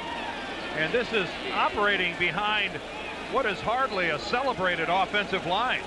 Again, I remind you, 11 different lines in 11 weeks as we look at these longest rushing plays in NFL history. You're going to see where one of them fits in. There's the top 5 as they measure here for the first down.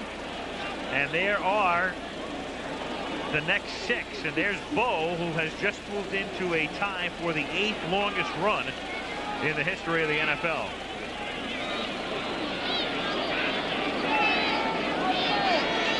Remember, we asked Tom Flores last night about Bo Jackson and how he would compare him to all the great ones that Tom Flores has seen, and the first name that came out was Jimmy Brown.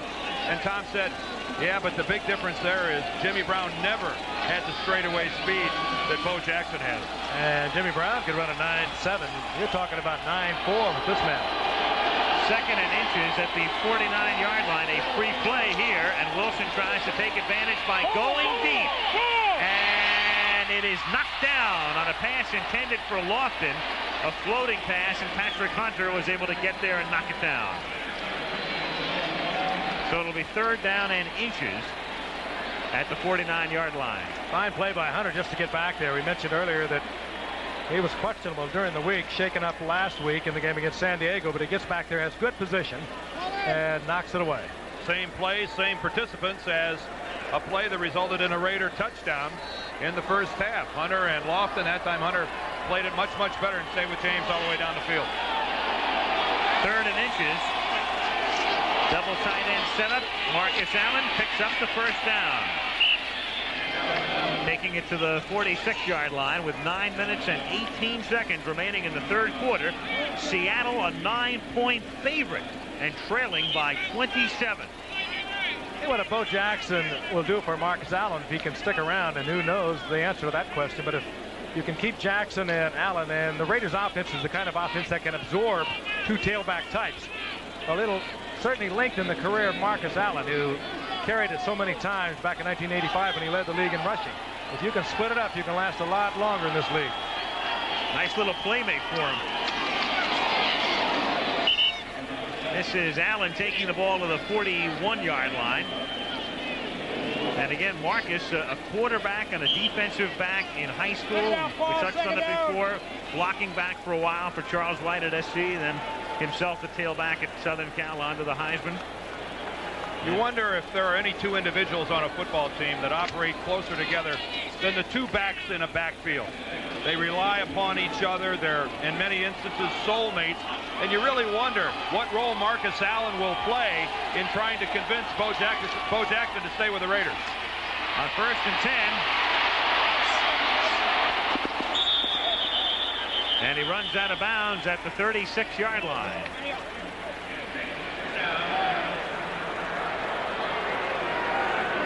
Wilson had his eye on that marker for the first down, and I think he just did nip it. Had his eye on number 24, Melvin Jenkins, too. You see him kind of hunch those shoulders as he went out of bounds. He figured he was going to get himself quite a shot there. Last time the Raiders won a game in this stadium, it was 1981, and it was Wilson who led him to a victory, and he's led him to a first down here at the 36-yard line. This has been a true house of horrors for the Raiders, going down to 2 bombings the last 2 years by a composite 70-3, but turning the tables tonight with a vengeance. Nightmare couple of years for this man, too, Mark Wilson. He started on the bench this year. Rusty Hilger was to be the quarterback of the future, and he relieved Hilger twice, and tonight he's making his 3rd consecutive start. And he was the man that, the forgotten quarterback at the beginning of this year, and now he's the man that is directing them once again. At the 36-yard line, 1st and 10 for the Raiders. With Jackson in motion, give it to Bowe. On a slot back around, he's inside the 30, the 20, and down to the 10-yard line. And I think the Buffalo Bills, who play the Raiders in the Coliseum on Sunday, have just turned their television sets off. BOZWORTH again at the line of scrimmage, had a shot at him, and he has to be totally frustrated. He took a full all-out sprint, dove for him, and I mean, just no chance. I think we got a good ISO on the Boz. Now he reads the reverse right there. He's got the angle. Look at the what. Now he realized he took the wrong angle. You see him break a little bit back to the right and never even got in close.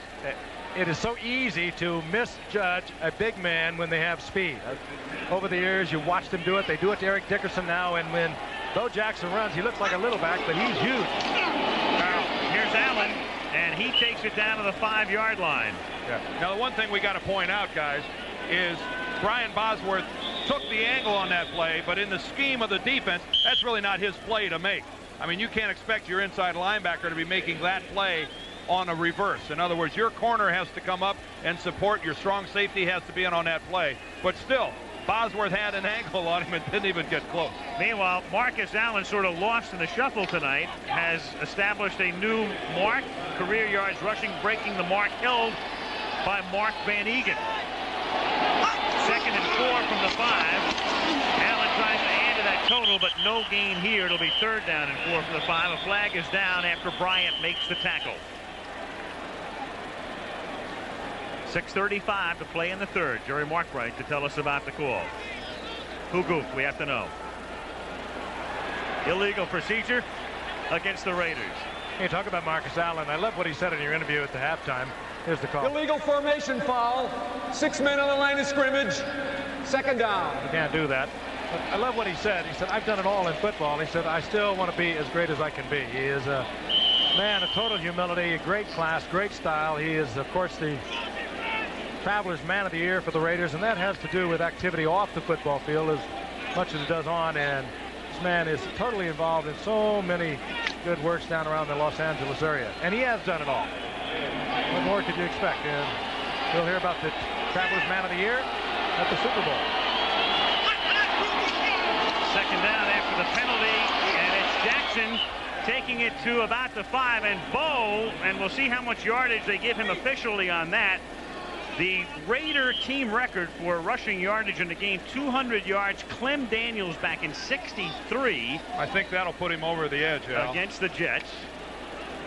And Bo Jackson right now eclipsing that mark. There it is, 12 for 202. Another Raider record. Yeah, but he's destroying his average down to 16.8. On 3rd down, it's Lofton, incomplete, covered by Patrick Hunter. So on a night when Allen sets the career mark, who knows if this game goes long enough, Jackson may have the career mark before we're out of here. The way Seattle's defense is playing, I mean, this is just a total collapse by one of the better defensive units in the game. I mean, they are just being ground up at the line of scrimmage. They're being humiliated in the secondary with receivers running open. They're missing tackles. I mean, they're getting it put to them every way imaginable. And tonight, BOZWORTH meeting Jackson, and next Sunday, Cornelius Bennett gets his shot as Buffalo meets the Raiders. Barr to attempt the field goal. And from the 12-yard line, that 22-yarder is perfect. 5:29 to go in the 3rd. And the Raiders routing the Seahawks and turning the tables.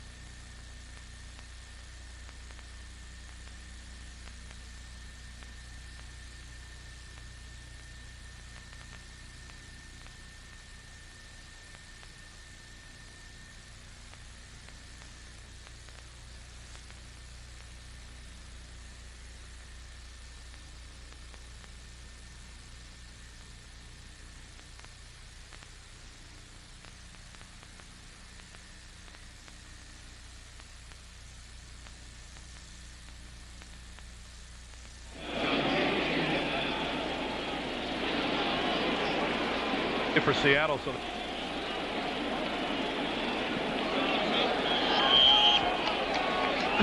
the Kingdom has never been quieter. 37-7 Raiders. Barr kicks off to Edmonds. Bobby Joe out of the 6-yard line. And out to the 37, and a flag goes down on the sideline. Well, that's just blatant tripping, and I think you saw it.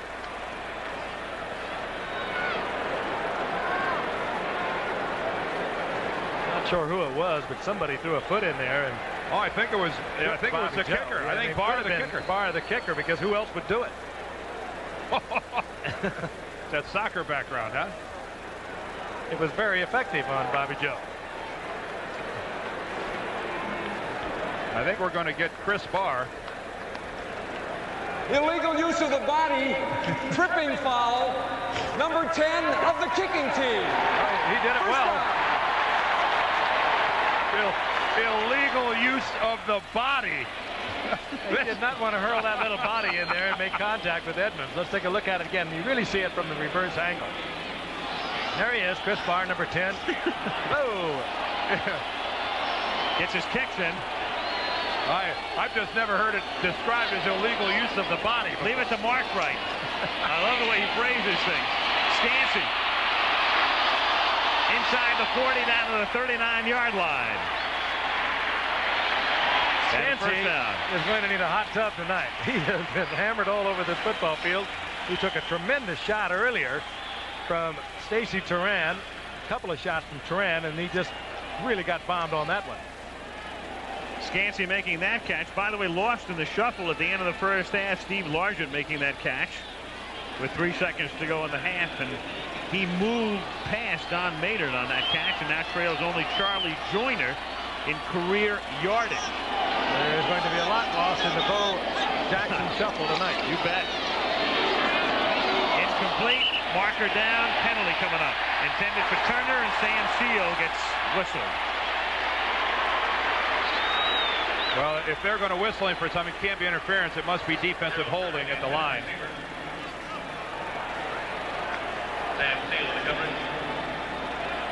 coverage. Pass interference, number 43, defense, automatic first down. Well, I'd like to see where the interference must have been late. I think it was continuous from the line of scrimmage on. I sure didn't see interference at the end of the play. Let's look at it from reverse angle. I think it might have already happened. Certainly can't be there. Well, if that's well before the ball is thrown, the call should be defensive holding. I didn't see the interference, but it's really not that big of a penalty. It was only about 5 yards or so. Shotgun from the 36 after the automatic first down. Here comes the blitz. Turan hits Craig as he lofts it. Incomplete. And Turan really busting that play up to make it 2nd down and 10. Turan is a big blitz man for the Raiders. Pickup number 30. Timing it out with the count. Spins off the attempted block on the part of Williams and right into the face of Craig before he can find a receiver downfield. Turan's tough, big, strong. 6'2", 200 pounds. And they're using a lot on that blitz. 4:26 to play, 3rd period, 2nd down and 10. Raiders lead 37-7. Warner, good night. Howie Long. Can you believe this team has lost 7 in a row? Howie Long just lined up on the inside at his defensive tackle position. This is Howie right here. It doesn't get any more basic than that, just shooting the gap. You see Brian Millard, the right guard, pulling, and what's happening there is Mike Wilson, the right tackle, trying to down block on Howie Long. But when a defensive lineman has that great first step, that explosion upfield as a tackle, you don't even get a shot on him, as we saw there. 4 wide receivers and 3rd down long yardage. 3rd and 18 from the 44.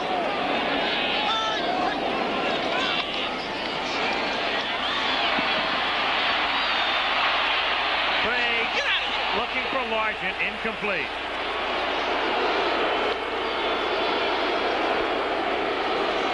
That's the noisiest this place has been in over an hour. This crowd is stunned. So is Dave Craig, chased out of the pocket that time by Bill Pickell. And there's Mike Wilson talking to Chuck Knox, explaining why he didn't get Howie Long on that down block. Mentioned at the top, when you deal with the Seahawks, you never know what you're going to get. They played the perfect football game last week. You can't play any better than they played against San Diego. Impossible. And now tonight, they're down by 30, and there's still a lot of time, unfortunately, for Seattle to go. Rodriguez's kick is fair caught at the 10-yard line by Woods. 34-yard punt. Here come the Raiders, taking over at the 10, on top, 37-7.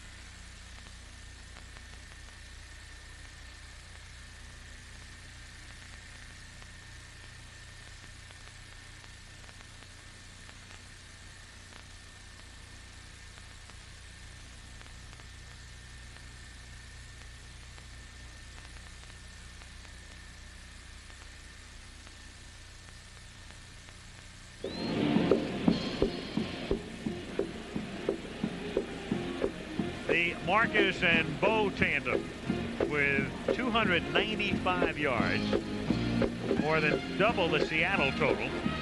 And Bo alone, 202 yards, a new Raider single game mark tonight, plus that one reception, which was good for a touchdown. Well, I don't know how the Raiders expect to win this game without Jackson getting more involved in the passing game. One reception, that's just ridiculous. Yeah. Put them on special teams, too. From the 10, first and 10, and Bo is in the game. And with the football, and 202 now becomes about 208, give or take a yard, out to the 16-yard line. And a long night for the assistant head coach and defensive coordinator, Tom Catlin. How do you stop Bo? And that's something a lot of coaches are going to be asking. You make a trade for him right now. Giving the next 4 or 5 #1 picks. Making everyone look like children out there.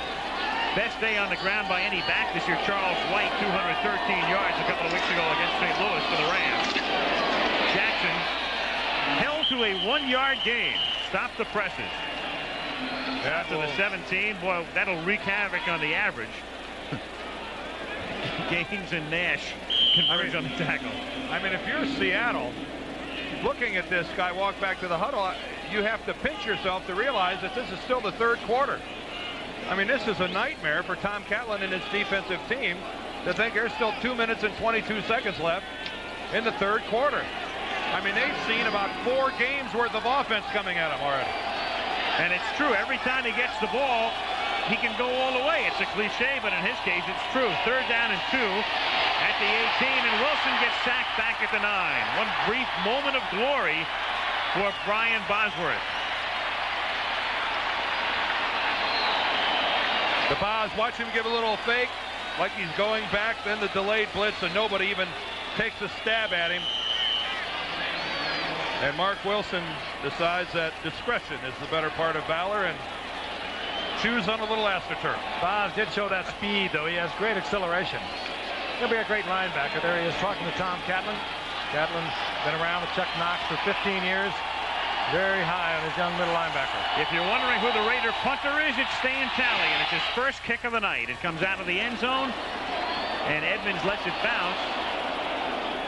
And it bounces back into Raider territory, and they'll spot it down at the 49-yard line with 1 minute and 31 seconds remaining in the third quarter.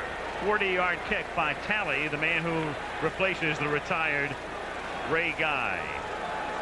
Calendar turning tomorrow. It'll be December 1st, and college basketball really heating up, and we'll heat up our coverage this Saturday at 2 Eastern time from the Hoosier Dome in Indianapolis, a doubleheader.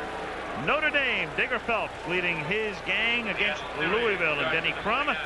And then it's Bobby Knight and Indiana taking on Kentucky with Eddie Sutton at the 50-yard line. Craig, and there's the all-time flag. Van McElroy, good luck trying to hide on that one.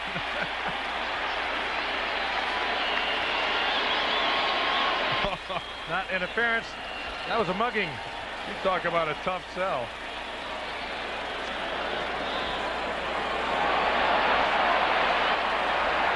Pass interference, number 26, defense, automatic first down.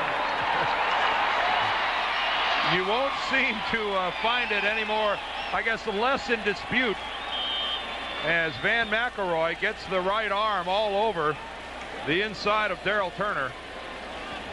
It was even more graphic than that replay showed. 33-yard penalty at the 16-yard line, 1st and 10. Well, we've had our all-time interference, and that's your all-time offside unless Sean Jones was drawn. Well, he was. Ron Mattis, the tackle moved. I think that'll go against Seattle. He was drawn offsides. The question will be whether he could have gotten back. Offside, number 99, defense. See, there's the key. Let me show you something. I want you to watch Ron Mattis, the left tackle. Now, he's going to rock back a little bit. Jones comes across, but Jones, you see, has time to get back. You see that? See, Sean Jones, because there was no contact, should have gone back and crossed the line of scrimmage. You don't get a free shot in that respect, and because the offensive tackle was in a two-point stance on his feet, he can move a little bit like that. Or step across and make the contact. Or make the contact. He should have turned, talking about Sean Jones, and gone back to the line of scrimmage and lined up again. 1st and 5 from the 11-yard line. And Craig lost it into the end zone and knocked away. Intended for Largent and swatted away by Ron Fellows, the former Cowboy. Is that a sidearm delivery I saw? Craig was actually looking for Turner over in the corner. Taking a quick look over there. Nothing happening over there. And then now picks up Largent, and Fellows with good positioning on Largent. 2nd and 5. And there is Largent. We mentioned before he moved into second in yardage. He's second to Joyner in receptions and 6th behind Don Hudson for touchdown receptions. And he's not thinking about retiring, so he'll be on top in all of those categories. Craig throwing, and he hits John L. Williams down at the 2-yard line for a first down. Rod Martin with the tackle. John L. Williams. If Seattle, and they don't look like it tonight, but this is a team that can get very hot, as we all know. If they were to get, let's say, into the Super Bowl against, for instance, Chicago, you'd have Williams and Neil Anderson, the two guys who teamed together at Florida. 1st and goal.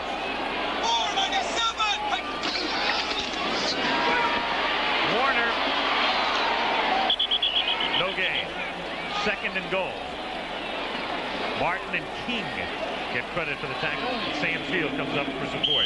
I think the Raiders are making a statement here to Chuck Knox that if you want a touchdown, you're going to have to earn it. There's no gliding into the end zone down here. I think this is a chance for a team that's lost 7 games in a row to vent a whole lot of frustration here tonight. 2nd and goal.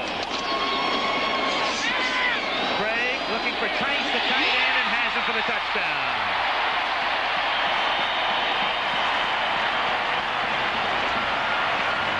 Mike Tice came across, got free, goes in for the score. And we've got the Seahawk that's let loose, flying around the Kingdom. This is a pattern that takes a lot of time because here's Mike Tice. He'll release right here and work all the way under the formation. He'll then get picked up by Van McElroy, but a type of play action like this takes some time. You can see how Craig isn't even pressured. McElroy too late on the coverage. We told you there was a Seahawk flying around in here. I just wonder where that Seahawk goes. Yeah, I do too. I know one thing, he's not tired tonight. Are we really seeing that? Kick by Johnson is good. And with 5 seconds left in the third, stick around, folks. This is the most drama we've got right now. Where does this bird go home to roost? There's probably some lady Seahawk around here somewhere. I mean, that's some sort of a mechanical bird, I guess, as we're not tired tonight. Are we really seeing that? Kick by Johnson is good.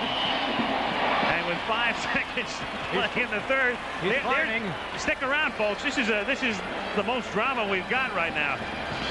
Where does this bird go home to roost? There's probably some lady Seahawk around here somewhere. I mean, that's some sort of a mechanical bird, I guess, as we look at something a bit more important. How about a touchdown? John Tice on the crossing pattern. At least give some offensive respectability to what the Seahawks have been trying to do tonight. Mike Tice with the touchdown. Former quarterback at Maryland. Turned into a fine tight end. He came to camp, didn't know whether he was going to be around or not because Chuck Knox was on the record saying we're going to have to improve our tight end position, and Mike Tice has obviously improved. He's still around. John Tice plays at New Orleans. We're talking about maybe a Super Bowl matchup with John L. Williams and Neil Anderson. What about if New Orleans met Seattle in the Super Bowl? Did I inadvertently say John? Oh, I plead guilty. Guilty as charged. Well, it was a nice segue for you. I was just setting you up. You were watching the Seahawks. Now, me trying to tell you I did that on purpose, that's like Van McElroy trying to convince the referee that he didn't have interference on it. Meanwhile, I want to know where the Seahawk went. Final play in the third period.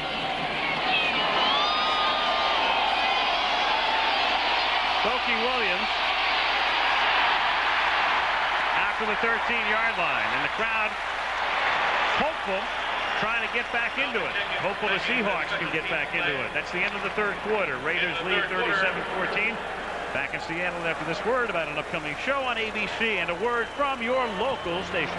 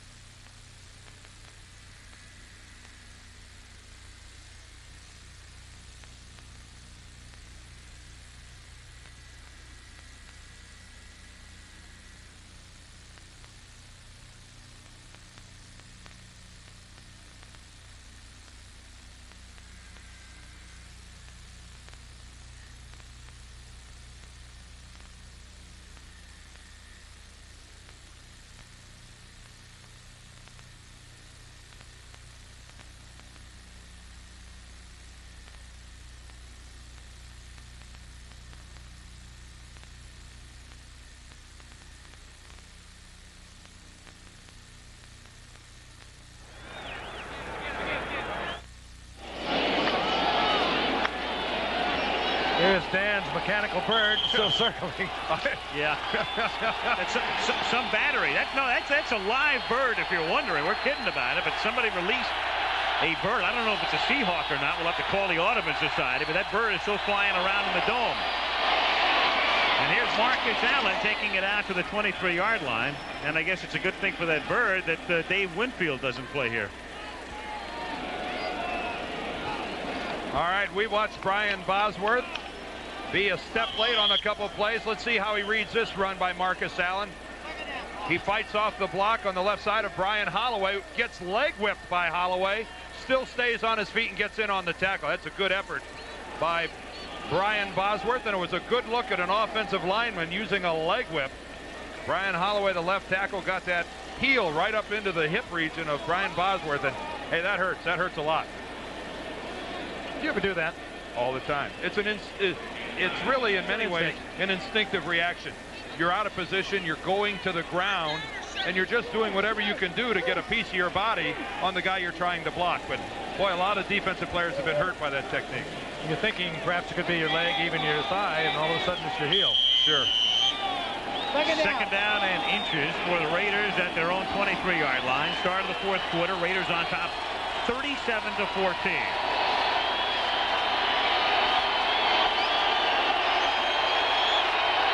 Crowd noisy, but Wilson trying to call the signals anyway.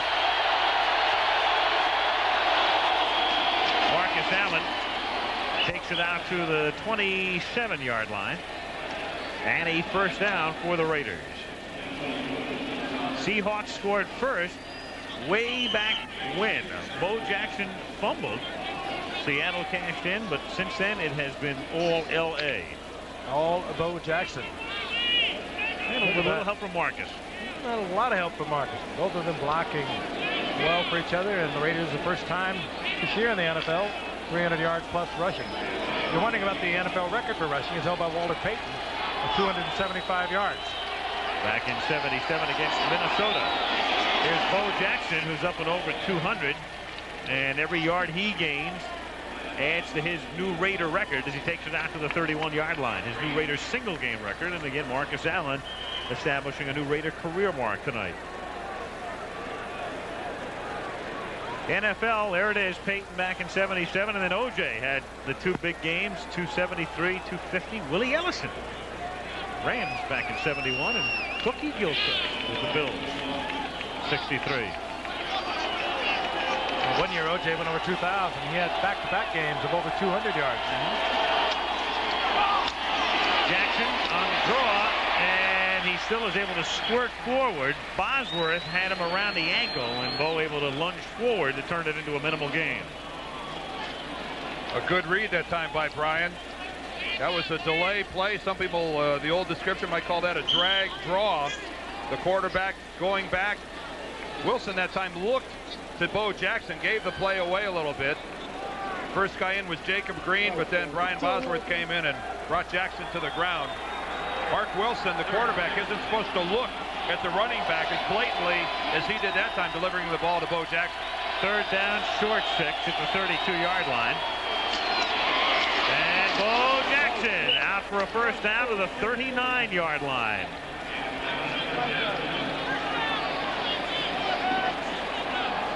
He did it again. He just bounced right off. It was pretty young that time at the line of scrimmage. But he was coming up, just breaking in at Auburn as a freshman, and Herschel Walker had already established himself at Georgia as something super sensational.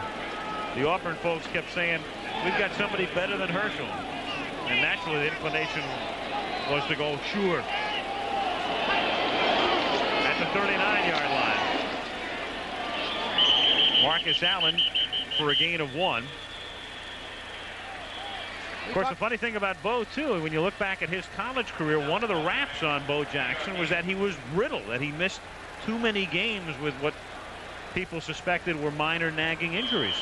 Well, and people who were of a mind to be critical of Bo Jackson at that time thought that that was the reason that he opted for baseball, because of the hardly the lack of physical contact as we saw with that hit on Dempsey, but certainly much less than the game of football. And a lot of people who were critical of his senior year at Auburn, where they thought that, and I'm talking now about critics, nobody knows for sure, but they thought he could have played a couple games his senior year when he chose not to.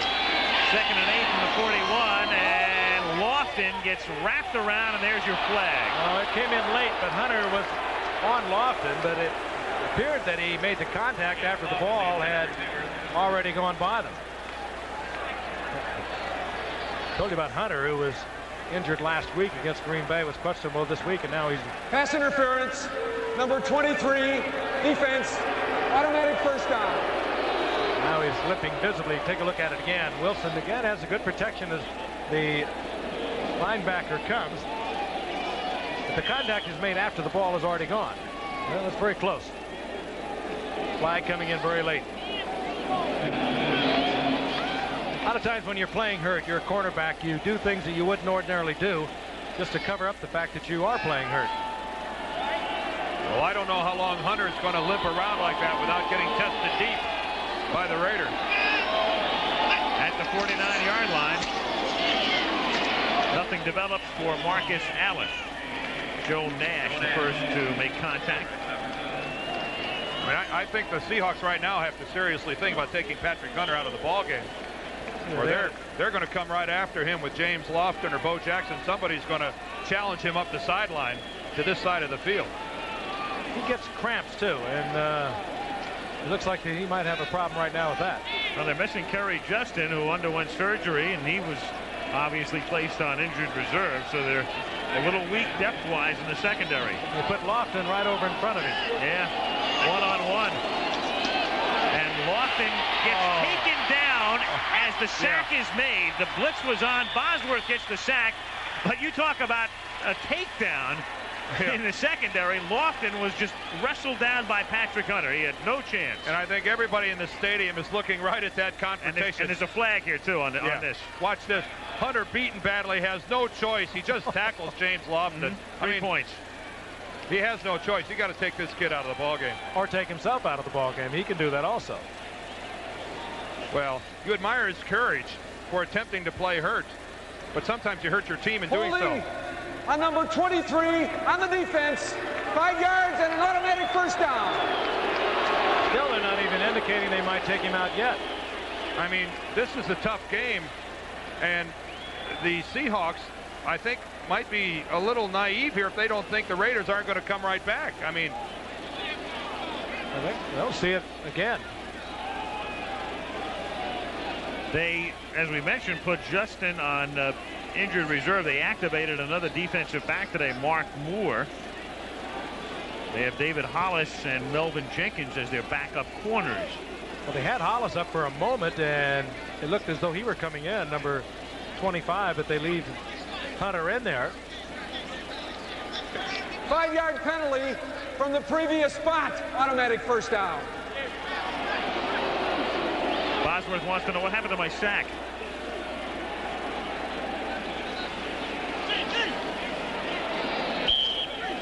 It's good for the personal highlight film, but it doesn't count. Well, this time it's Jesse Hester they bring over on top of Patrick Hunter. Yeah. Brace yourself, Hunter. Yep. He's going to get some help, though. Yeah, look at the way Robinson is moving over. And Wilson's going to look the other way for Doki Williams, and he can't hold on. It's Jenkins covering. Jenkins playing the other side. 2nd and 10. 9:40 to play. 4th period. Raiders lead by 23. Mel Jenkins signed as a free agent out of the University of Cincinnati.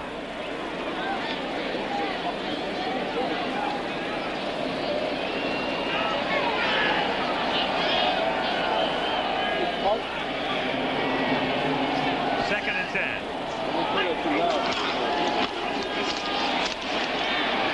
Bo stopped by Kenny Easley. And it'll be 3rd down and 10. 3rd down, Paulie. The Kingdom in Seattle. With 9 minutes and 15 seconds, a reminder, Nightline, Gorbachev's first television interview is tonight's topic. And that will follow your late local news here on ABC. 3rd down 10 from the 44-yard line.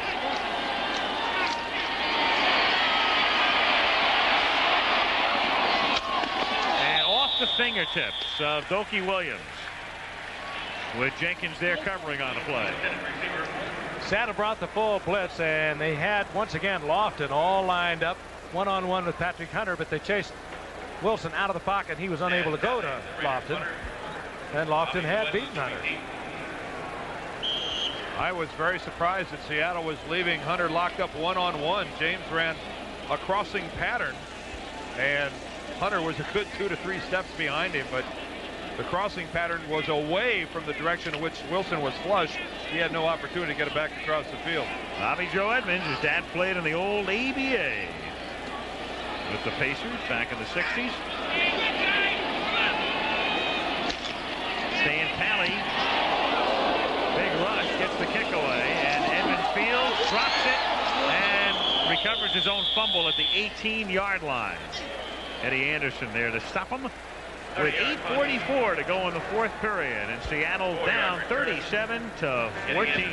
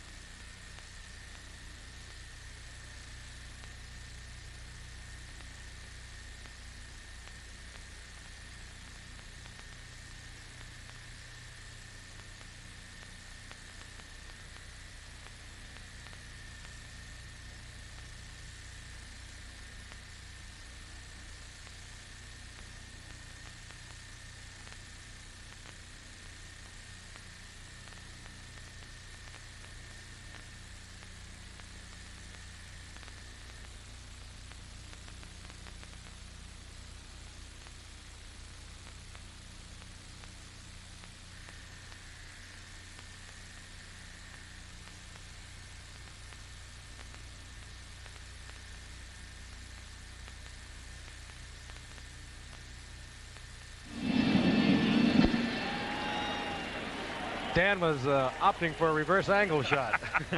You know what? I'd expect me to look. I'm about 12 inches from the camera. Hey, you look like John Madden's trailer. We were talking about the Buffalo Bills taking on the Raiders this Sunday. If you're the Bills coaching staff, what are you thinking about tonight in terms of trying to stop Bo Jackson? Trying to get a 12th man on the field. Cornelius Bennett earned it. From the 18-yard line, the Seahawks start from the shotgun on 1st and 10. And Craig gets sacked by Greg Townsend. Back at the 5-yard line. You look at this team and you say, how in the world did they lose 7 in a row? Well, they lost 7 in a row. They were always behind early. Dan had mentioned at the very top tonight, down 48-6 in the first quarter in their last 7 games. And 4 of those losses, too, they were by less than 6 points. Yep. Well, they've been in a lot of games. Yep. But they have dominated totally here. It gets to you when somebody like a Bo Jackson does what he did as early as he did in this game. Seattle, I think, is going to have to take a timeout. They were down to 5 seconds on the 30-second clock, and a timeout's been called.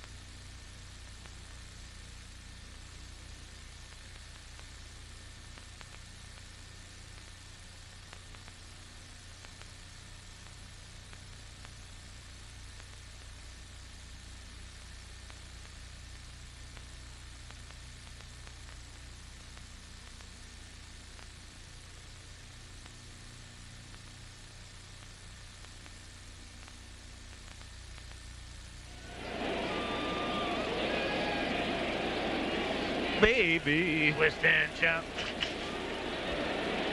Al Michaels, Frank Gifford, and Dan Dierdorff. Monday Night Football from the Kingdom, where Bo Jackson has run wild. Marcus Allen's had a big night, and the LA Raiders are on their way to snapping a 7-game losing streak, their longest in 25 years.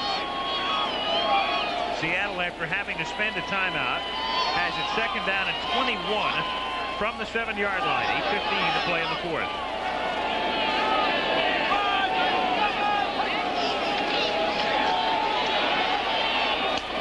It's Williams open over the middle. Gets out to the 22-yard line. He still comes up about 6 yards short of the first down, with third down upcoming.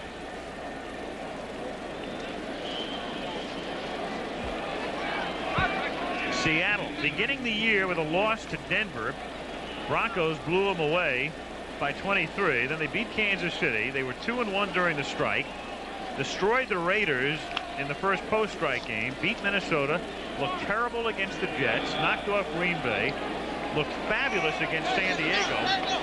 And now tonight, go figure.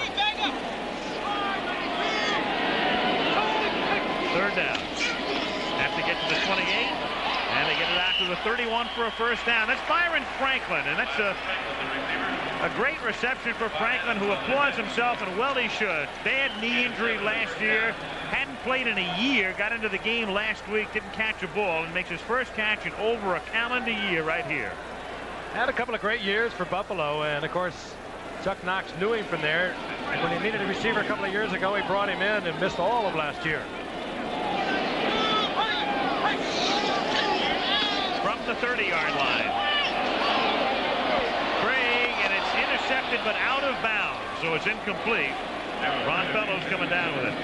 You know, what goes through the mind of Chuck Knox, who has been around this game for a long time. He had 5 division champions with the Rams. He took the Buffalo Bills to playoffs a couple of years, and he just was confused when we talked with him today. As Dan mentioned earlier, he was almost apologetic at the game we had with the Jets on Monday night a few weeks ago, and of course the Jets totally dominated that. And he said, we think that we'll give you a better show tonight.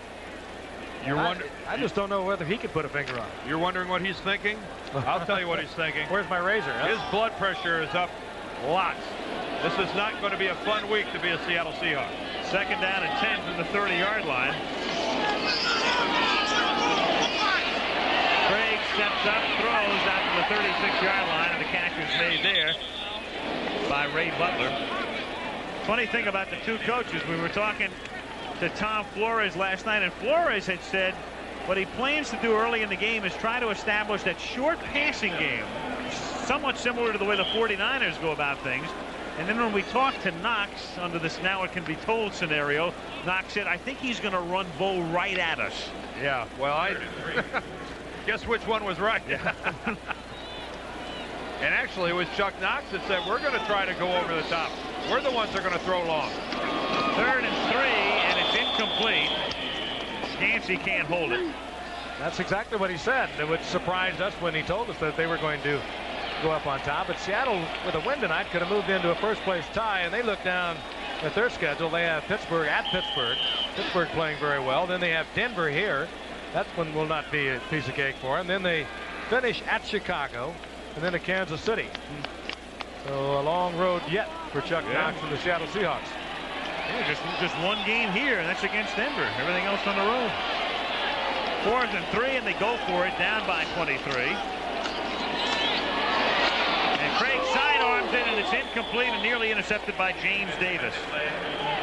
Intended for Scansey, and the Raiders get it back with 6:04 to go in the 4th. Los Angeles 37, Seattle 14.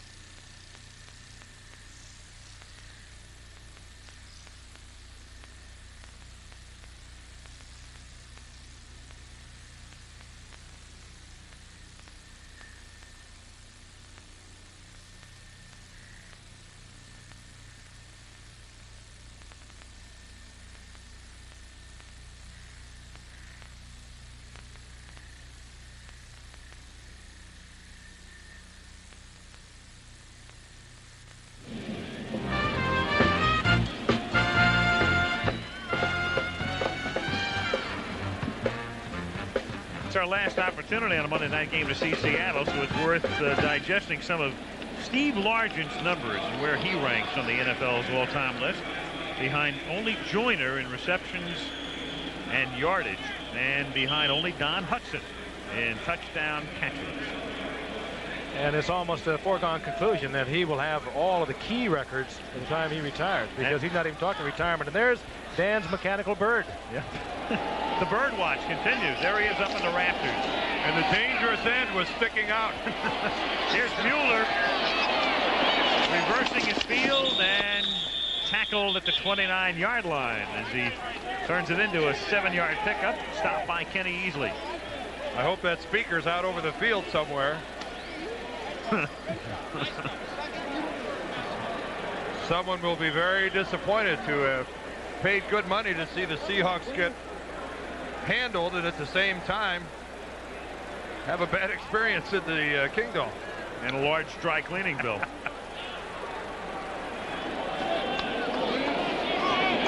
Second and 3 at the 29-yard line. Now he keeps that thing on the swing.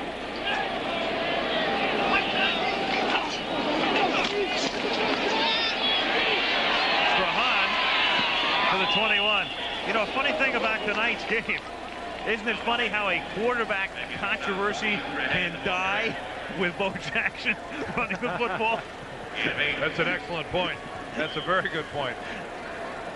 This will be a football game that fans of the game, I think, are going to talk about for a long time. And a patched up offensive line looks like a starting Pro Bowl for you. I know one thing. Mike Harden, the cornerback of the Denver Broncos, says, I'm sure he's saying this is taking a lot of heat off of me. Mm-hmm. He was the guy bowled over by Bo last week. 21-yard line, 1st and 10. And a 3-yard loss as Gaines tackles Strahan to make it 2nd and 13, and the clock is down to 4:20. You know, the great thing about that run by Jackson, which was replayed quite often, and there's a Seahawk slow in getting up, and it's Patrick Hunter again, is the way he finished off that run where he bowled over hard and then he made that knifing dive into the end zone. He took off on about the 4-yard line and ended about 2 yards in the end zone. I mean, just talent that is really beyond description. The size, the speed, the instinct. Not often it's all in one total package like that.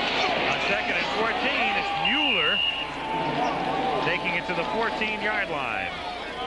So when this one is over, San Diego will maintain its lead in the AFC West at 8-3, and then Denver will go into 2nd place at 7-3-1, and Seattle will drop to 3rd at 7-4. But as of the moment, Seattle would still go to the playoffs as a wild card, and there it is.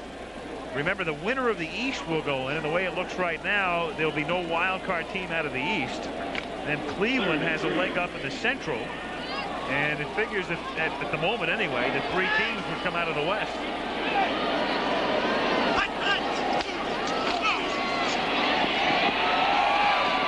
First down as Mueller takes it to the 10-yard line.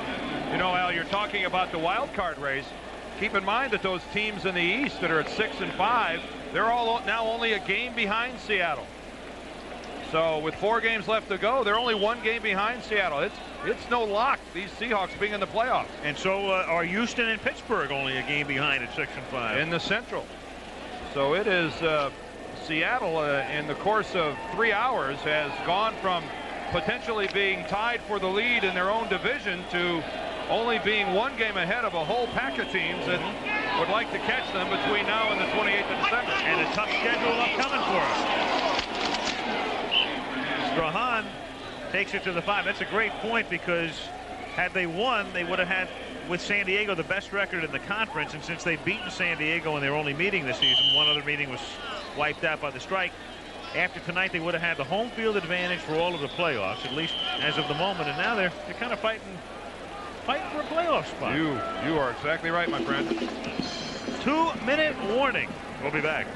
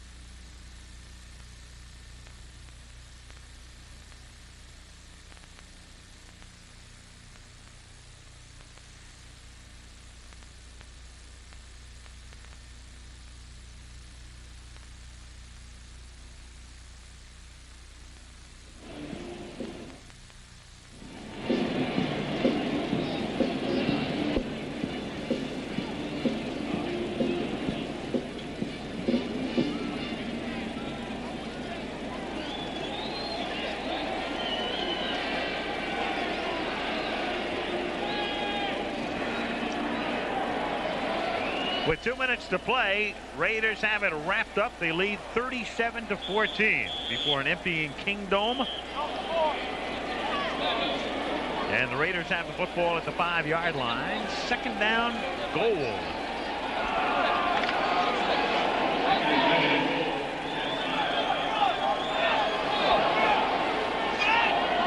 Mark Wilson gives the ball to Strahan.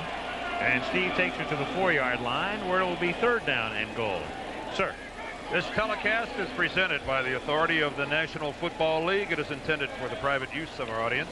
Any rebroadcast or any other use of this telecast without the express written consent of the National Football League is strictly prohibited.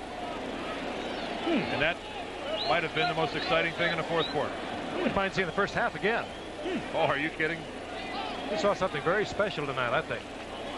I've not seen the likes of a Bo Jackson. I've seen Eric Dickerson. I've seen Jimmy Brown.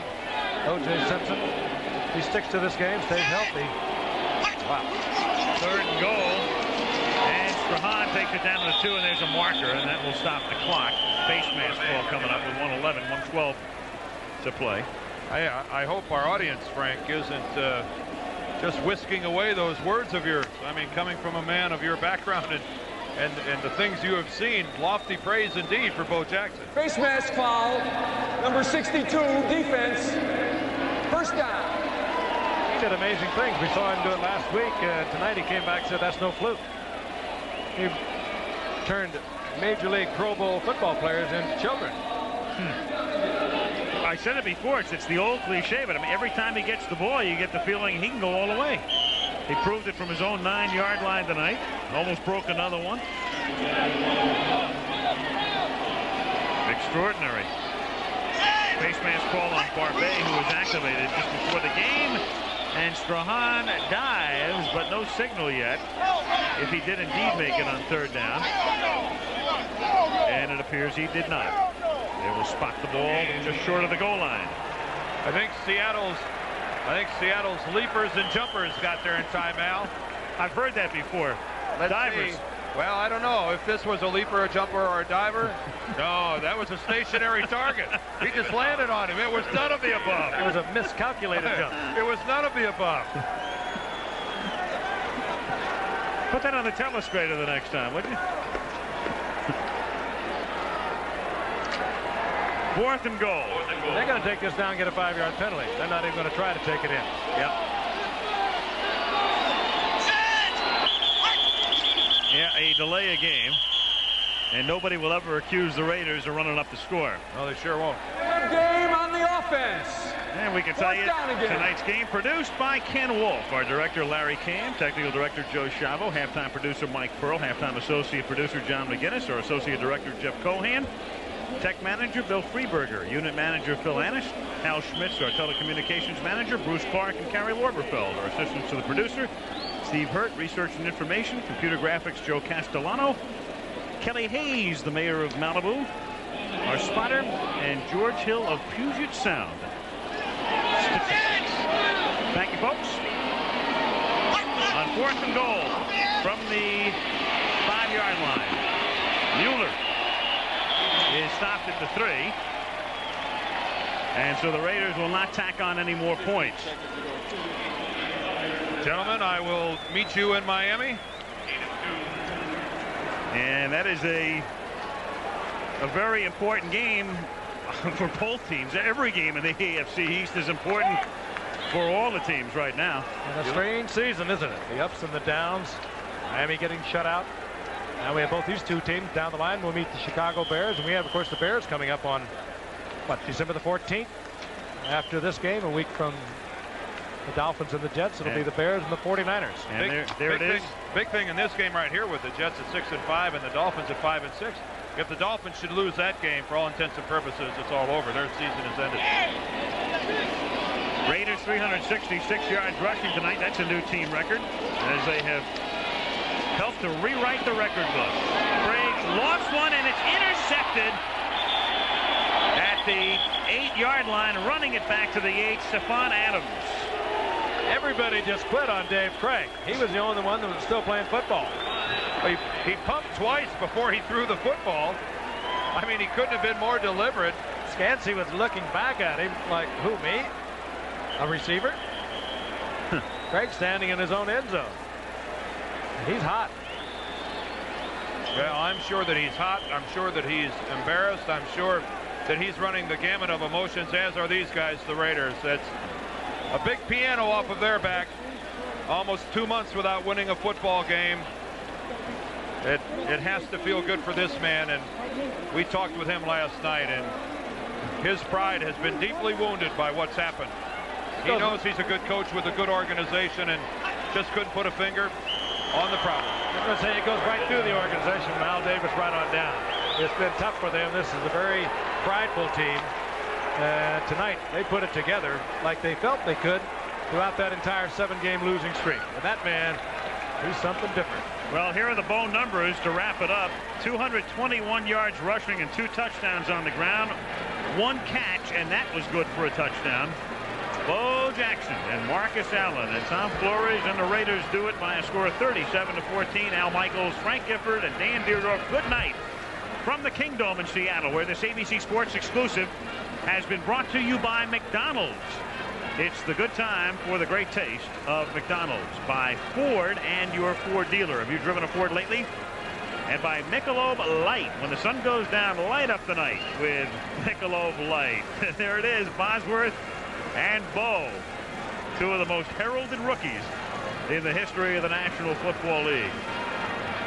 This Saturday, the season premiere of ABC's college basketball doubleheader action features Notre Dame against Louisville and Indiana against Kentucky. And next week on ABC's Monday Night Football, in the AFC East, the battle between the New York Jets and the Miami Dolphins from Joe Robbie Stadium in Miami.